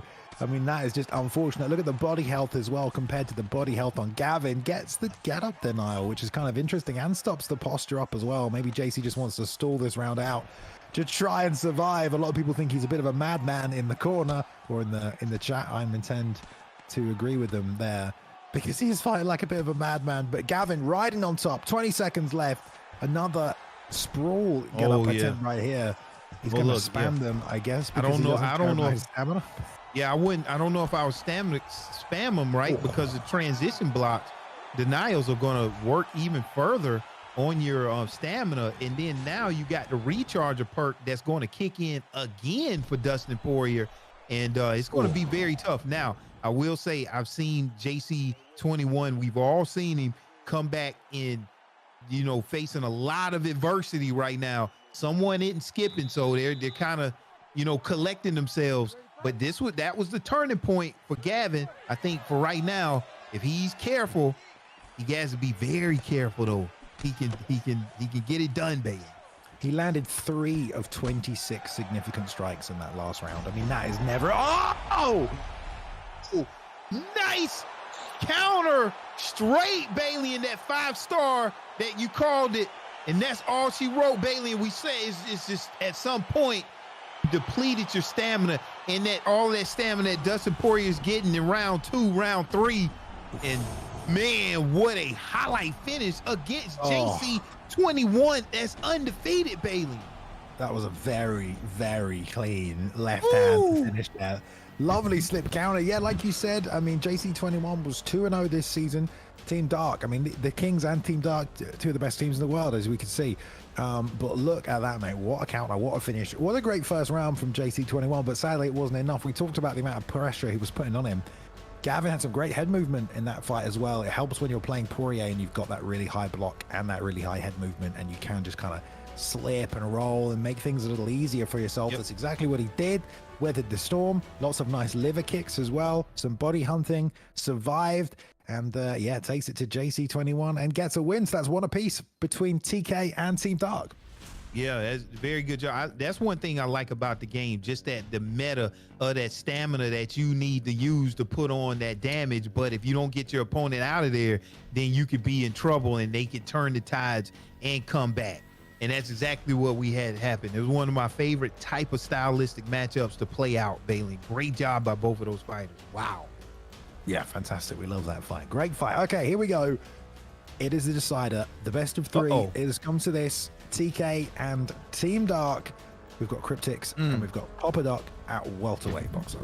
Okay, this is why you should sit up in your seat right now, just because this is a 1-1 TK versus Team Dark, and you got Cryptic, who's 1-2, but he's fighting against Papa Doc, who's 3-0. So Cryptic can get this done. Both of these fighters fighting out of USA. Cryptic, he beat three-piece. He beat Jimmy Sticks, lost to Smudger in week 8. But he's fighting Papa Doc, one of the greatest fighters in ESFL history, has a win over Ned Proxer, Jay Queese this season, longtime vet. I mean, Papa Doc, it needs no introduction.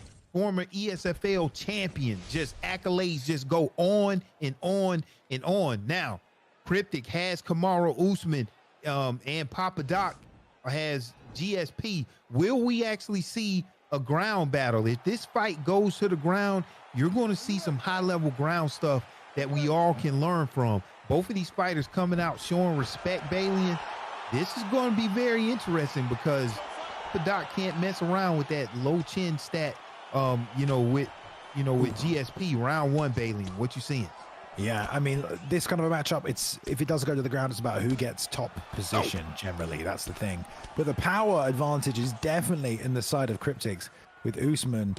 And, Papa Doc needs to be really careful about trading. Nice. Straight lead hook, straight, and then right to the body as well. Nice work by Papa Doc, mixing up already.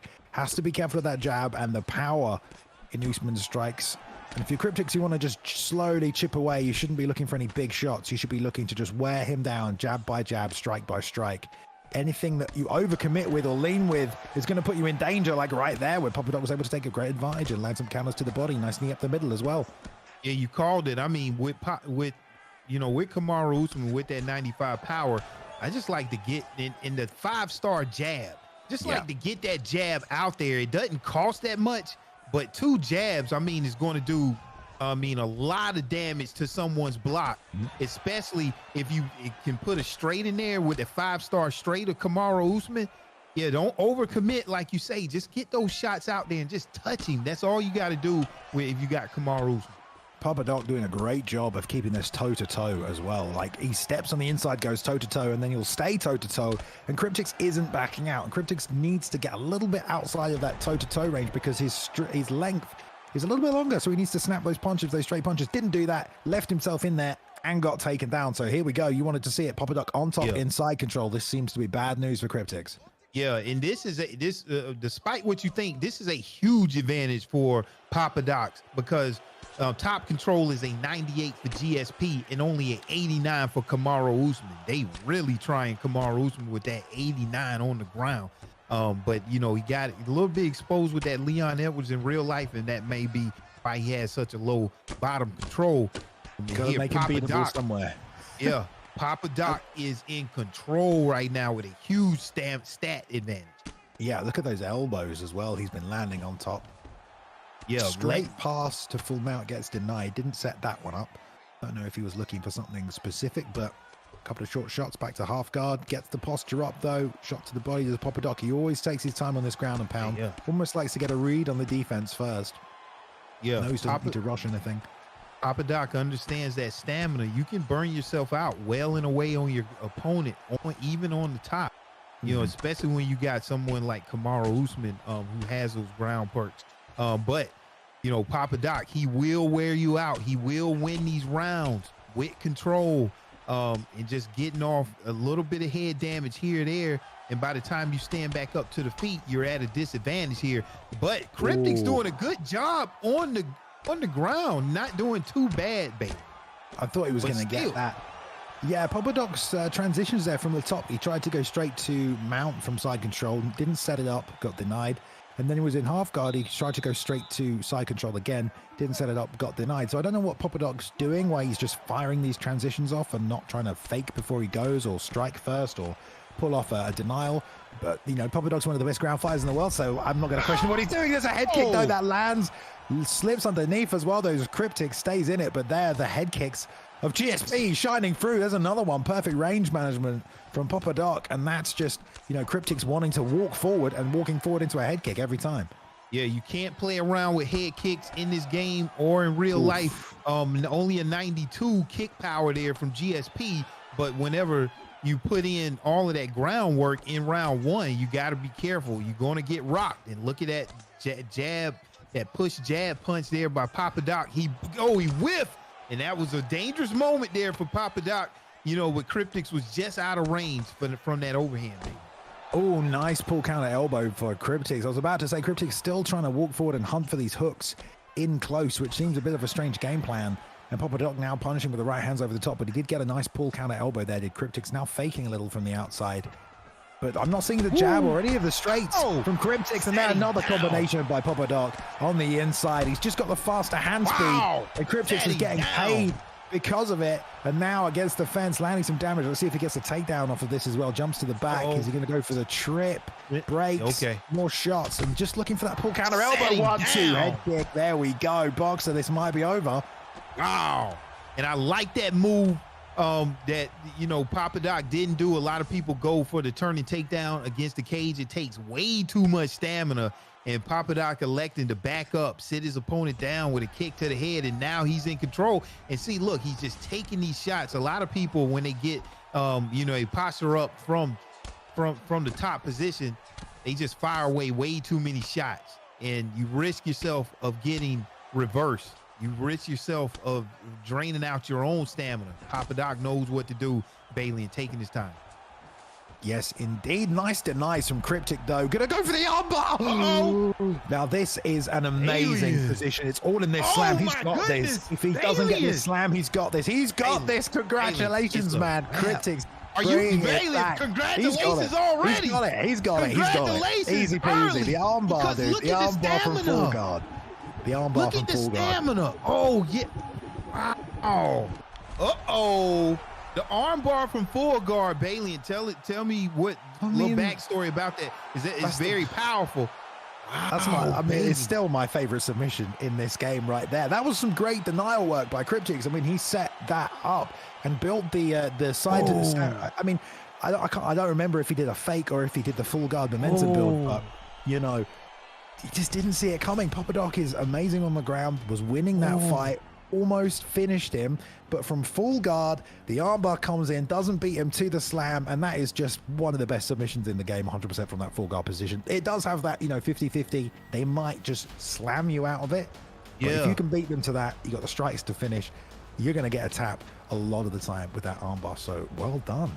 Bailey. Right so there. Only, Bailey, only an 84 submission for Kamaru Usman, right? Versus a 95 submission defense, but with no stamina, GSP. And like you said, I mean, that armbar from full guard, I mean, man, wow. I mean, I wasn't expecting that one. I wasn't expecting that, Bailey. That's crazy. It doesn't matter what your submission offense is when you're in that situation and you get that armbar locked in, dude. Because that armbar is devastating. But look, can we talk about what just happened? Okay, because Team Dark, the #1 team, they just lost. They just lost to the #3 guys, the Kings. All right, right here. So that's I don't even know what happens, but both those teams are on 4 wins and 2 losses now. So I think the top 3 is wide open. #2, No Mercy. They are about to be open to take that top spot if they can get a win against the Toon Squad, who they're up against right now. So things are shaking up on the PlayStation side of things. Heading in to the grand finale here. We've got one more week after this and one more match tonight as well for you guys. So yeah, final matchup here, Boxer. I hope you're ready for it. It's No Mercy taking on the Tune Squad. No Mercy fielding Kyle, Smudger, and Mesreen tonight. On the other side of things, of course, Prioxis coming out strong this time, opening it up for the team. Then we got Aussie Kid, who's been putting on some great performances this season as well. 3-1 is Aussie Kid, but he's taking on the 4-1 Smudger. So two of the best guys in this season going head to head, and then bringing it home, we've got JMMA and we got Mesreen right here. What a matchup, what a lineup right here. Can't wait for this one. We're going to go through to the first fight here. We've got Prioxis, who's been streaming along for this event as he does every weekend, and he's taking on the perfectionist Kyle right here, Boxer.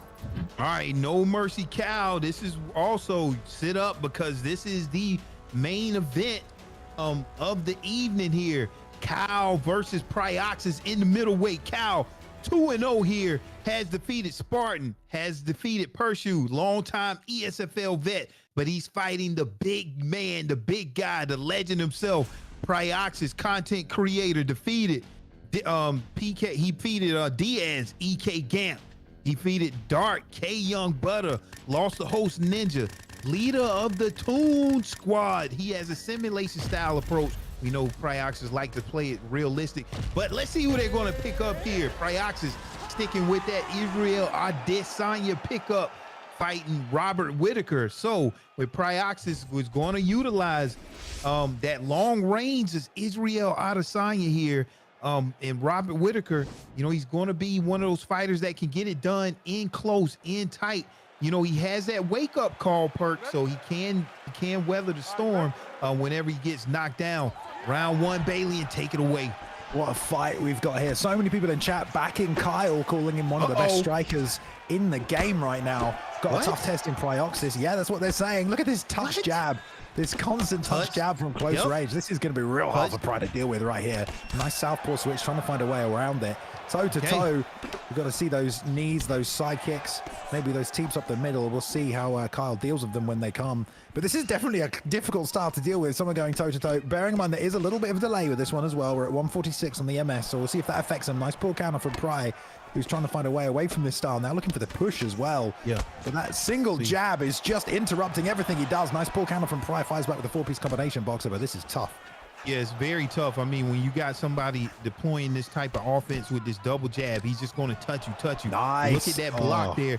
But see, that's one thing Prioxis can do. If he understands, you know, the cadence of his opponent and he moves his head appropriately, especially with Israel Adesanya, he still has that championship type of DNA. You know, let's see, Bailey, if he's going to, this will be a good test for Prioxis. And I love that Pry's using the things that you should use. Nice movement there. The straight and then the rear side kick, that's a great little combination to keep someone off you, but there's a lot of damage already been done by Kyle just from touching Pry. And Pry's also using the pivot flicks whenever his back is against the cage and the combinations have ended. He's pivot flicking just to try and retake the center, just to get away from the cage. We saw that one actually slip a combination there, which you loved, Boxer. Yep. Back to the center though. Kyle off the pressure a little bit, but now even the 1-2-3 on the inside and then the follow-up hook, you know, he knows how to make this style work for him. Pry has to be careful at all times. Yeah, and look, Prioxis earned that break from the pressure because look at the stamina advantage there that Prioxis is doing. I mean, you know, so Kyle, he poured on the pressure, but he whiffed a little bit too many shots here, and that was a great job there from Prioxis to earn the stamina advantage. Looks like they both just reset there as if there was some kind of like supreme stamina lag issue, because they both just backed off from each other completely. So I wonder how bad that actually is. The head, oh, nice spin. But Pry actually went the right way as well. That could have been horribly wrong. Has to be careful with these pivots. Now the body shots coming out from Kyle, and it's just so hard to deal with someone who is pressuring you this much. But Pry gets the pull counter straight lead uppercut right there. And it's a shame that that lead hook didn't land when he ducked that head kick earlier on as well. But what a great fight so far. So high level, both these guys. Yeah, and it's the footwork that I'm seeing right now with Prioxis, whether he's sidestepping, whether he's pivoting, and a mix with knowing how to move your head here and conserving his stamina, his shot selection. All of this stuff right here is when you see players fighting at the highest level here, making your opponent whiff, and then you strike, you know, float like a butterfly, sting like a bee. That's what we're seeing right now. Let's see if Prioxis can get it done. Ow. Yeah, I mean, that is a great first round. Woo, for both great first guys. round. Pry hasn't been able to counter those kicks. He's pivoted some, he's ducked some of those kicks, and it's been really good, but he's not been able to land the counter shot. But we've seen the amount of stamina that's been lost from Kyle as a result. So that's still kind of paid off in its own way in terms of the stamina loss, which is pretty evident after the first round. But this is only a 3-round fight. And can this pressure eventually break Pry, or will Kyle make his way through here? We're going to find out. Yeah, exactly. So, yeah, you do have to go fast here. And you do have stamina to burn whenever you're talking about a 3-round fight here. And, you know, at some point, now that you had a stamina advantage, you can start going toe-to-toe with your opponent and just knowing when to trade. Yeah, you can see right there, there's definitely some lag these guys are experiencing. They both reset off straight lead hook straight from Pry. Super accurate right there as well. Exactly what he needed to get some respect at the start of this second round. And Kyle has to be careful about entering straight down the middle again here. Get back to that touch jab rather than walking straight in, because Pry is looking to land that straight lead up straight down the middle again, as well as that lead hook behind it. But the head held from Pry is slowly going down as well. Still a very even fight. Yeah, doing a great job. I mean, look at these slips. Look at the ducks here. He lands that one. Oh, man, Bailey, I had to give it up. I mean, that is just so smooth, so accurate, understanding exactly the cadence of your opponent here. And it doesn't matter how good your striking is. If you're whiffing, if he's sidestepping everything that you're throwing and moving his head and pivoting out of the way, it is nothing you can do. He's like a ghost in there tonight, Bailey. It really is. Him. And he really needs to be, because this is such a difficult style to deal with, this pressure style. Look at the combinations and then the pull counter as well. Anticipating that, you can see how Kyle would really frustrate and deal with a lot of high-level players with this toe-to-toe pressure. But Pry once again showing off the back foot. This man is very, very good. And there's always been some questions from a lot of players from Pry about whether he can fight on the back foot and if pressure is the way to beat him. But I feel like he's dealt with a lot of pressure recently in a lot of fights. He's been okay, and he's dealing with it again right here. But Kyle is not giving up, chaining them together right there, staying southpaw for the rest of this, matching him with the pivot movement right there as well, trying to find a way around this defense. But Pry is a little bit slowed down now, figures he's probably won this round, doesn't need to take any big risks, but still trying to keep Kyle off him. Yeah, and even though Kyle is putting on the pressure right now, the fact that his stamina is low, those shots are not going to be as powerful. And look, now you see all of that power, everything that you know, Pryoxis throws, even that leg kick, you know, I mean, it has Cal's leg still blinking the entire round. Like, now I'm looking at 2 rounds in the bag for Pryoxis, fighting this simulation style, just going in and out here with this footwork. I mean, this is one of the best performances so far that I've seen from Pryoxis. Yeah, man, look at this jab from Kyle as well. I wonder if you could bang a slip straight, what would happen? Oh, left hand comes around the outside. A nice clinch as well. Pry can turn him on the fence if he needs to. Ooh, there's a body kick that lands. But the stamina is dipping away from Kyle now. It's going to be hard to put a finishing combination together when you've got this little stamina and your opponent has that much. Ooh, man, I mean, yeah, both of these fighters, Cal 2-0, like you said, Pryoxis 3-1.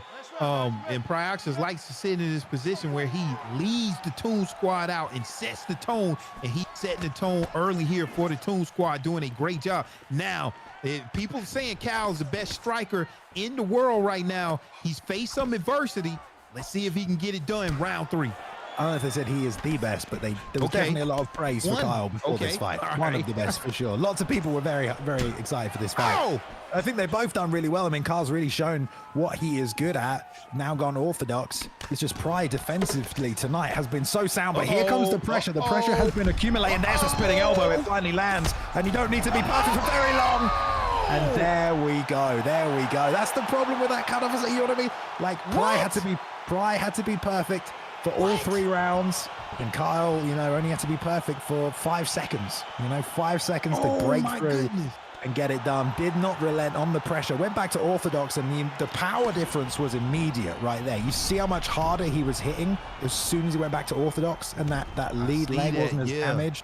It just cut differently through that block. One spinning elbow, very hard to back off against when you're up against the cage like that as well. And Kyle just pressuring through. I mean, that's kind of, you know, Man. There's a lot of caveats to that fight, right? Because one, there was a lot of lag for both guys. Clearly, both guys were dealing with a lot of lag, which makes kind of playing the counter style a little bit more difficult because it's obviously difficult to time your counters. If you're the one going second, the person going first doesn't need to rely as much on the lag because they're going to input the buttons. It's not going to affect them too much.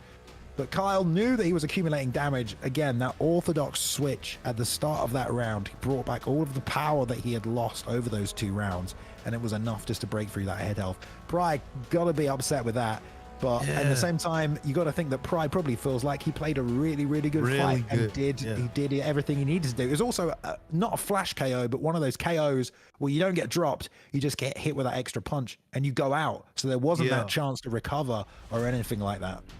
Yeah, when you can feel it coming when you fought a great fight, the whole fight, and you kind of get trapped in the corner. It almost reminds me of the real life Israel Adesanya and how he lost. Like you get trapped in that one moment, and your opponent throws the right combination, and hey, just like they called it right out there in the chat, just talked about how good Kyle's striking was. And yes, if he won under that scenario with a player just playing that perfect here, Bailey, that was surprising. I did not see that coming, but we didn't count him out in that 3rd round. It's like, look, this is the time to do it, even facing that adversity. Wow, Bailey, that was a great fight, one of my favorite fights. You got to go back and watch that to really understand and absorb what went on, Bailey. But man, that was a great fight. Yeah, I mean, that was a really good fight. Again, those people who were split before that one, obviously Pry has a lot of fans anyway, a lot of people supporting Kyle, that's still not a very conclusive finish because, Pry won 2 rounds, but then got finished. So people are still going to say Pry was doing better. You know what I mean? So that's not really conclusive. We got to see that again in the future, man. We probably do need to see that one again in the future. But there we go. Great performance from both men. And of course, congratulations to No Mercy's Kyle. Yep. Good Stayed job, consistent with his game plan, got the finish in the 3rd round. Right, on to the second matchup here. So that's 1 point on this best of 3 to No Mercy. Next up, we've got Smudger versus Aussie Kid. Aussie Kid representing the Toon Squad, Smudger representing No Mercy right here. We're going to lightweight next up. So first pick is on Aussie Kid at lightweight. Let's go. Okay, so it's a lot of implications here on this fight. We talked about how Toon Squad has to get it done. No Mercy also needs a win. This is a fight in the lightweight division. No Mercy Smudger, a 4-1 record this season. He's not playing around, fighting out of English, beat Kales, beat Spartan, Cryptic, he beat Ned, only lost the Dark Goat, and who doesn't lose the Goat in week 4? But he's fighting no slouch himself. Aussie Kid from the Toon Squad needs a win right now. 3-1, fighting out of the UK. He beat Bang Bang, MMA Genius, and Swiss last event. He only lost to Cage. He has elite pressure, Balian. This is a big, high pressure. All the chips in on the table here in this fight. Round 1, Balian, take it away. All right, here we go. Like we said, yes, Smudger 4-1, Aussie Kid 3-1. Both these guys have been playing very, very well this season. And obviously right here, Aussie in the blue. Aussie needs a win for the Toon Squad right here. No Mercy in the red. They're number 2. If No Mercy get a win here tonight, they will be number 1 in the leaderboard. So at the same time, No Mercy need a win because they want to be number 1. But definitely, if Toon Squad want to get a chance at qualifying, they need a win here. So Aussie Kid with the pressure. I love the Diaz pick. Long left hand, definitely keeping the pace high, which is pretty good. Has to be careful level changer with that straight to the body, though, because you know the uppercut is coming. And the chopping leg kicks from Smudger as well. That's going to help. We saw that in the actual fight. Played dividends. Nice 1, 2, 3 comes back through as well from Aussie. Stayed inside. Just got to be careful of that power snap jab. Aussie not throwing a lot of combinations right now, Boxer. Yeah, not right now. It's really hard to understand what's going on because, just like we saw in the last fight, anything can happen here. But I like the head movement here that I'm seeing from Smudger, fighting off the back hook. And a huge left hand uppercut there from Smudger. And that is going to pay a lot of dividends whenever you can land that first right, rock on your opponent, especially if you can stay up in that stamina advantage there. Man, great job by Smudger starting out very strong here, baby. Yeah, we always say, the best time to get rocked by a Conor McGregor player is probably round 1 because it is more than likely going to happen. It just depends if Aussie Kid walks more into that damage. Every time he level changes to the body, he has to know that uppercut is in the mind of Smudger as a return. but the high head health stat and body stat of Smudger as well, you can really see that. It looks like he's barely taken any damage. There's the uppercut again. This time it got pulled. Wow. Ozzy now starting to lose that stamina battle as well because of the damage he's taken, and now getting his back pushed up against the fence. The long hands of Smudger coming in. He needs to move his head a little bit more. Yeah, he has to move that head because, I mean, Smudger also applying that two jab offense there. Very hard, offense to defend against. But, man, if there's anybody that can get it done, Nate Diaz has the hands to get it done with that 93 speed. He lacks the power, but a lot of those are four-star punches coming out from Nate Diaz. There's a nice 1-2 right down there from Ozzy. If he can time that 2 a little more, that'll beat the double jab every time. It'll interrupt every combination that comes forward from Smudger. If he can just let that 2 go down the middle first. Ooh. Instead of the jab, I like the jab, but 2-3 or even 2-1-2 from Diaz is really nice. He did it right there. He started with the lead with the straight. That's what he needs a little bit more of. And checking those leg kicks now as they come out, but they've done a lot of damage, and that really will take the pop off the punches. We saw that in the last fight with Pry and Kyle, just how much damage you get when you go back to that solid foot. So he might want to think about maybe just going orthodox for the rest of the round unless he wants to score some damage. There's a nice 2 over the top, did a little bit more. The stamina wise, they're fairly even here. Ozzy letting the hands go. Who'd you give this first round to, Boxer? Oh, man, it's going to be hard to say. I think I would have to give the round to Smudger, though, especially with that Rock coming out with that strong performance. But with Nate Diaz, it doesn't seem like it. But if this fight goes to the ground, maybe that can change up some things right now.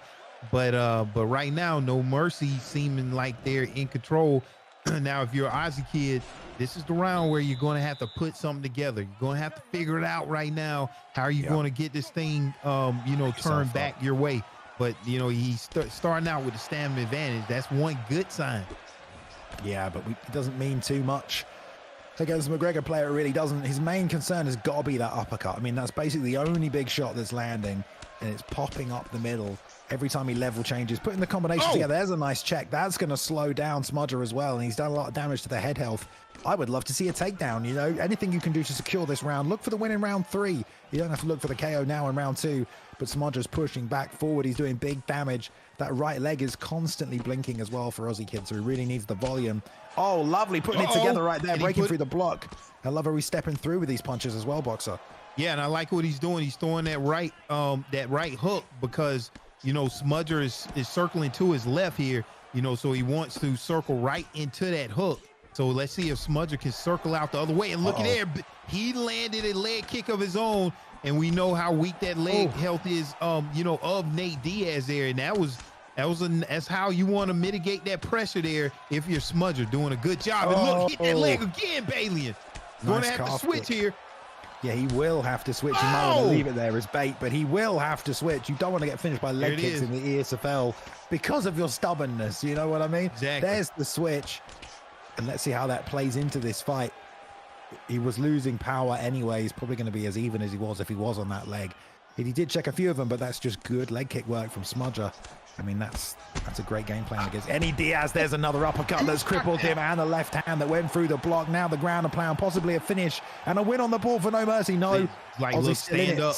Stay on your back, bro. Stay on your back. Yeah, and Bailey, and when you're talking about the switch stance is only at 85. Okay, so and now all of a sudden you find yourself on top. You got 2 minutes to work here. If you're Aussie Kid, you want to keep this fight on the ground right now. Try to do something. We saw a submission victory. If you can get your opponent to make one mistake, but he lets him up right now. And look, you're in that southpaw position. You want to switch it. But now you lose a whole lot. You only got 85% of that speed, of that power. Don't quote me on that, but you do lose it because switch stance is only at 85 for Nate Diaz. It's crazy to me that he let him up. You could have tried the backside. The only problem with this as well, Ozzy's having to push forward with all of his strikes. And when he moves forward with that right hand, he's so open to counters and getting hit with something with vulnerability just like that. Wow. And that is going to be it, man. He is out cold, falling to the mat. He's still in it. Okay, he just needs to survive. You never know. These best fighters, they can pull it out of nowhere, but usually whenever you take those shots on the way to the ground, it's just all trouble. And all Smudger has to do now is just be smart and look at Bailey. Wow. He just had the cadence, Bailey, and that double jab and then he would slip because he know his opponent was coming with a straight, Yeah. and a slip straight, and that's all she wrote, man. And man, that might be it, man. No mercy, getting it done. I mean, that was you called that double jab really, really well right there, because that was the story of the whole fight there from Smudger.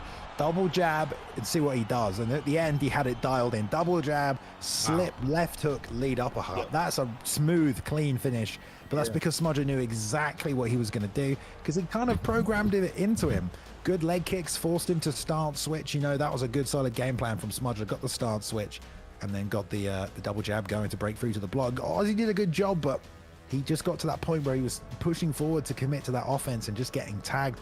And if I was him, I would have stayed on the ground. As soon as he had that top sprawl position, got a minute and a half. You've already lost this round. Stay on top, do what you can.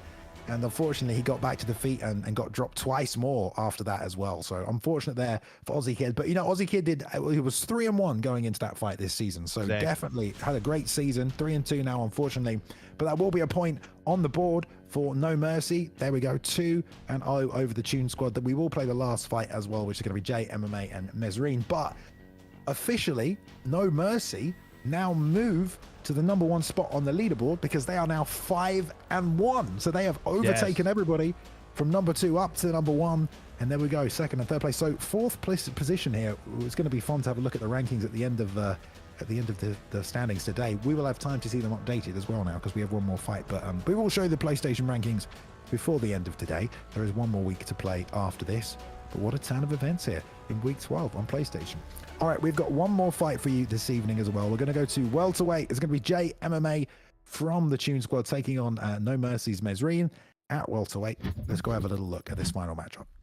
All right, final matchup. No Mercy, Mesrine, 1-1, lost to STK MMA Genius week 2, won via forfeit in week 10 via Ben no show. And then he's been in and out of ESFL since UFC 3, heavy top pressure. Now he's fighting content creator JMMA, has yet to get a win here this season in ESFL, 0-1 fighting out of USA. He lost to STK Monjax in his ESFL debut. He's a talented striker, underrated fighter, content creator, like we say. JMMA, he has some hands. And let's see if he can, you know, at least just get a win on the board for the Tune Squad. You never know. A lot of these, a lot of teams have the same record, so tie break kind of games, they may come into play. Okay, so welterweight division, who will Mesrine pick up? Will it be the former champion in Kamaru Usman and JMMA? We seeing it again, the same matchup here, Kamaru Usman versus George St. Pierre. So let's see what if this fight will go to the ground. And, you know, fighter that's on the top has a huge advantage from the fighter on the bottom in this scenario. Wrestler versus wrestler here, but you got to watch out for that power of Kamaru Usman with those 5-star jabs and straights here. Round 1, these guys are showing signs of respect. Last fight of the Eastman Balian. Let's go. Yeah, here we go. Last fight of week 12 here on the PlayStation side of things. Let's see how we go. We've already had a GSP versus Usman fight. Yep. And we've got the competitive HUD on as well, so we can't see what's going on. Nice shot to the body there by JMMA. I mean, GSP is just so goddamn good on this game. You've got so many ways to win. You know, subs, you got KOs, obviously. I love the takedown. Mesrine doesn't get it. He did a double leg bail. Not seen that in a while. To the back, reshoots the single. Lovely takedown sequence, chaining it together. Great job by Mesrine. Yeah, great job. Now this time though, we see Kamaru Usman on top, and Kamaru Usman is a 95 on top. It just with a 92, you know, bottom control of GSP here. You know, so right now we got Mesrine in control, landing some shots, Bailey, and we talked about not just giving up this position. Why not score right here? And this right here will take some stamina off of your opponent, but you got to be careful not to gas out yourself. In a nice transition block. This is going to help, you know, with depleting that stamina here. And JMMA has to find a way, Bailey, to get back up to his feet. Yeah, a good read by Mesrine to know that he was going to roll for the full guard right there as well, rather than try anything else. Unfortunately, Jay didn't get that side control sweep, sat for it. You know, it's always good to just look for something there. But honestly, if you've taken that many shots in that position, don't go for the transition because your opponent has to transition anyway or it's getting stood up. So in my mind, it's like, if you've already taken 10 of them, you might as well just do nothing. You should have already transitioned. Do you know what I mean? But there we go. Jay tried it, didn't play off, got the full guard stopped as well. But the back on the feet, nice 1-2-3 to the body from Jay. Let's see if he can get some of those kicks going as well, rather than stand in the pocket and trade. And this is the thing, the toe-to-toe nature of Usman. You know, he does hit very hard double knees up the middle as well. Jay is getting some good combinations off, but Mezzarine has a game plan right now. Oh, wow. That's another takedown there, little tie trip with the rotation and side control. I mean, Mezzarine has looked really, really good tonight. Yeah, Mezzarine just really showing some high-level stuff here, especially getting the fight to the ground. A lot of control. Let's see if he's able to posture up, especially in this half guard position, but he's electing to keep that GA high, so he has all options here. Bailey, he can do what he wants, and he elects to go to top mount here. Can he posture up here from top mount? He doesn't get it done, but right now Mezzarine just in control, Bailey. Yes, indeed. Tries to go for the full guard.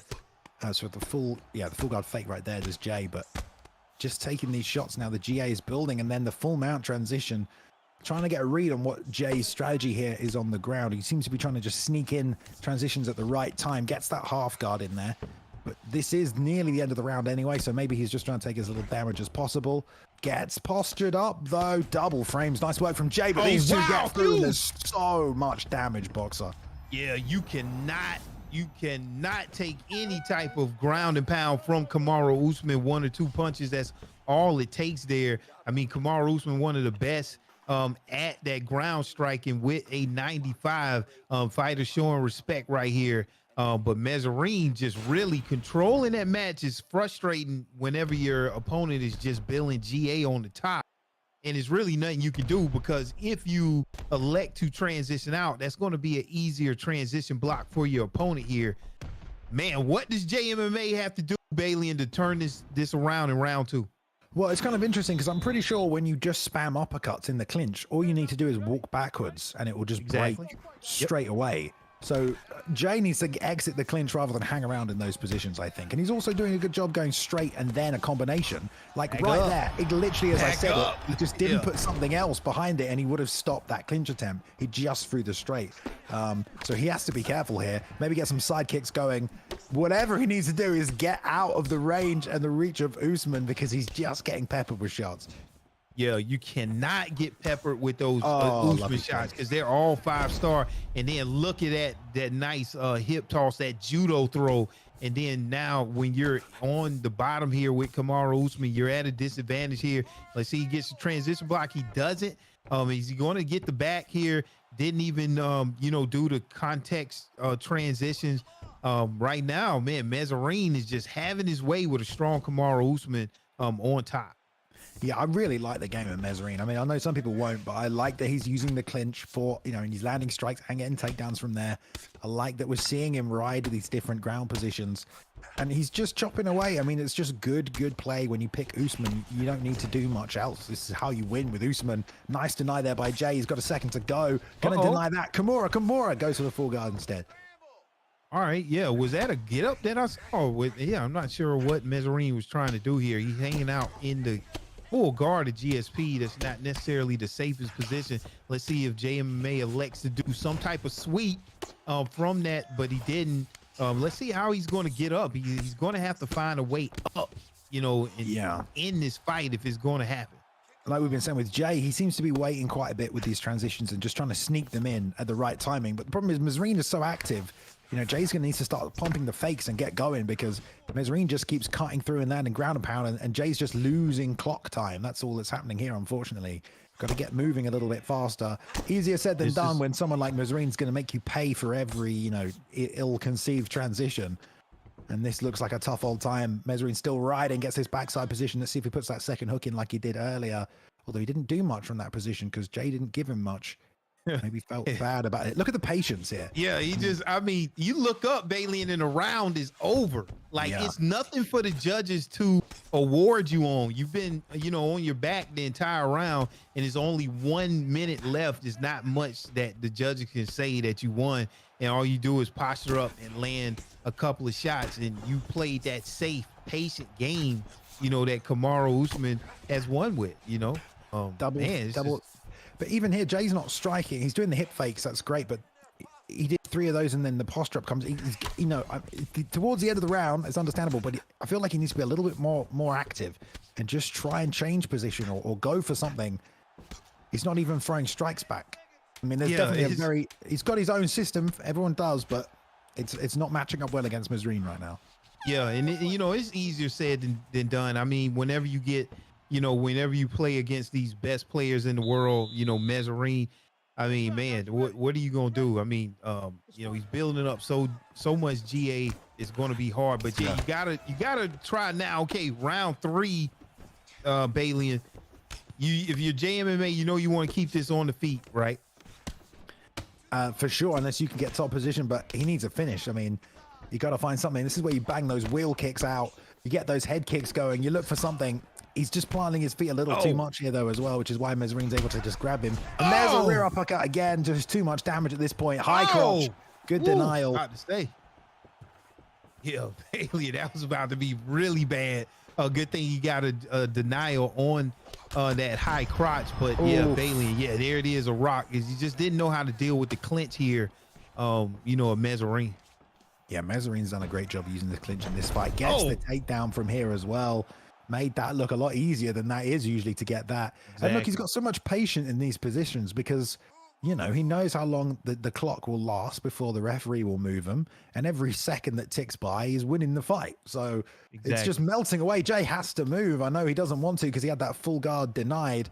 And to be honest, Mesrine here, like, you know he's going to stop the get up. He's already stopped the full guard. You don't want to go to side control. So I understand why Jay's not doing anything. But he's got to do something, Boxer. He cannot just sit here. He's going to lose his fight. Yeah, I mean, I know it's frustrating too. I mean, people hate it online. Like, people usually, if you was online, they would have been quit. But I mean, Bailey, this is what wins the fight, right? You know, I mean, he just literally holding his opponent down. It's nothing you can do. See, now Bailey, that's a get up, but that gets blocked by Jay. I don't get that one.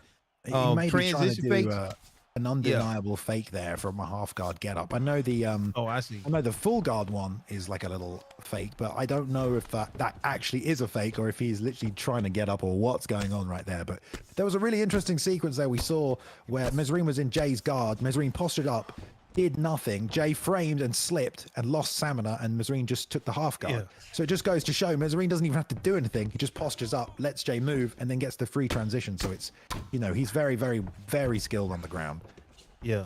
I mean, yeah, and then look, now the round's over, right? I mean, you waste the whole round just messing around on the ground, and Kamaru Usman, you know, has done it again.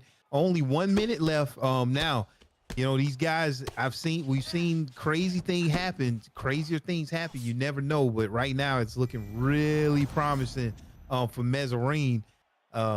Yeah, Bailey. I mean, it may not be the most exciting, but I mean, this is how you stay safe and collect those wins.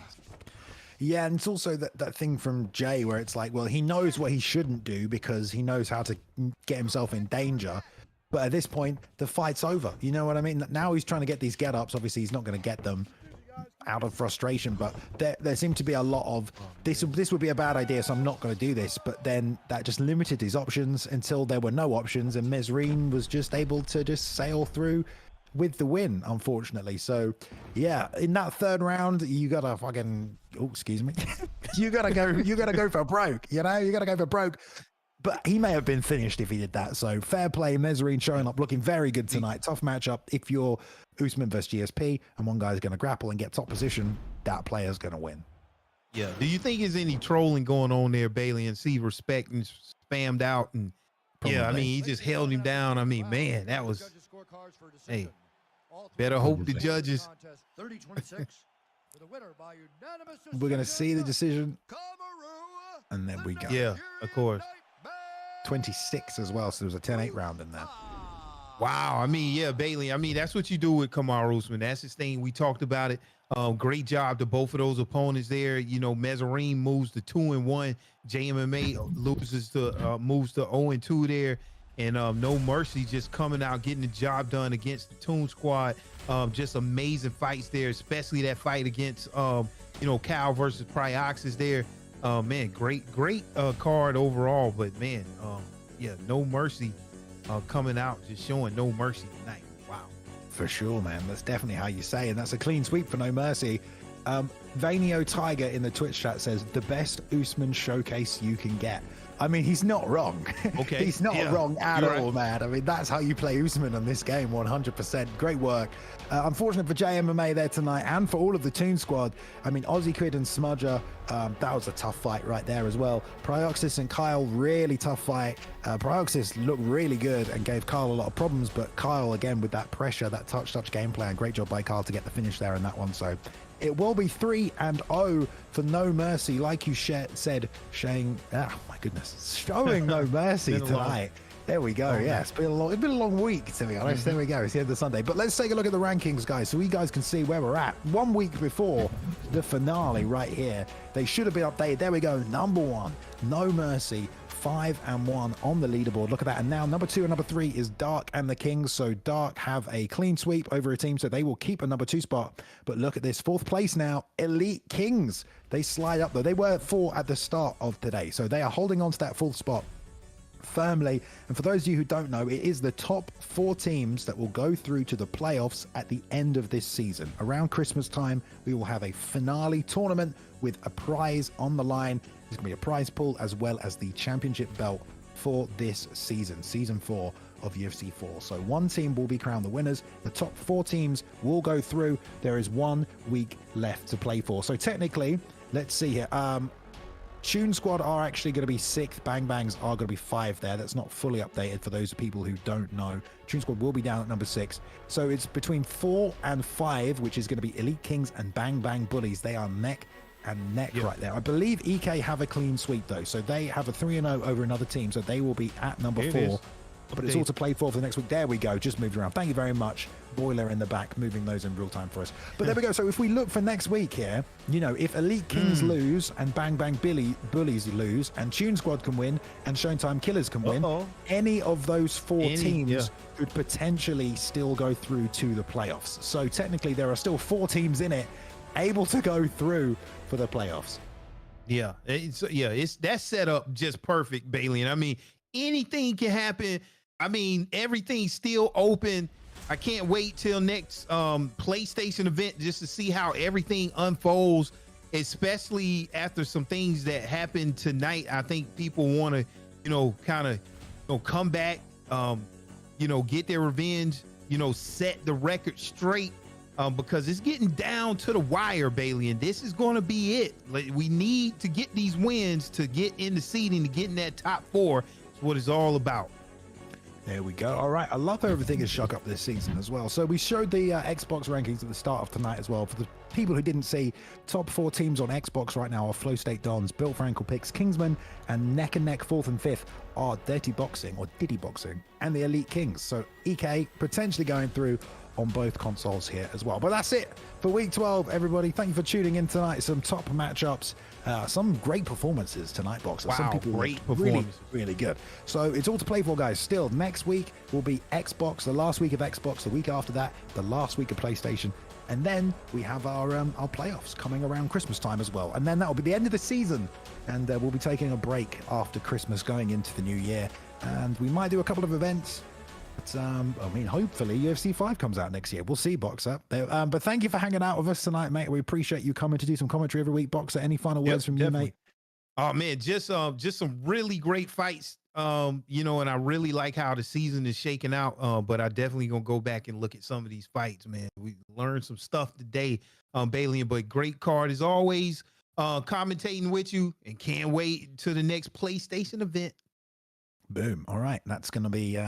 not next week, the week after, mate. Yeah. I'll see you there. All right, everybody, take care. Enjoy yourselves. Have a lovely rest of your night. Thank you to all the ESFL staff in the back working hard, bringing all these fights to you. Thank you for all the competitors for showing up and fighting tonight. Thank you very much for putting on some fights for us. All the highlights from this season and last season and all of UFC 4 actually are on the ESFL YouTube. If you want to get involved in the ESFL, whether you want to compete, want to join a team, want to get some sparring in, want to get scouted for the ESFL, maybe for the next season of competition, or just want to join the community and maybe help out on some of these events, the place to go is the Discord, the ESFL Discord. It's down there in the bottom. Apart from that, we will see you next week for Xbox final week of season 4. Take care, everybody, and we'll see you next time. Good night. So you don't want to go to college? Are friends and family throwing words at you like job security and financial stability? What if I told you there was a career where they'll pay to train you? You'd be able to afford the things you want. There's a position open right now in every major city in the country. You don't need a college degree to take the right step toward a lifelong career. Make your move. Make your mark.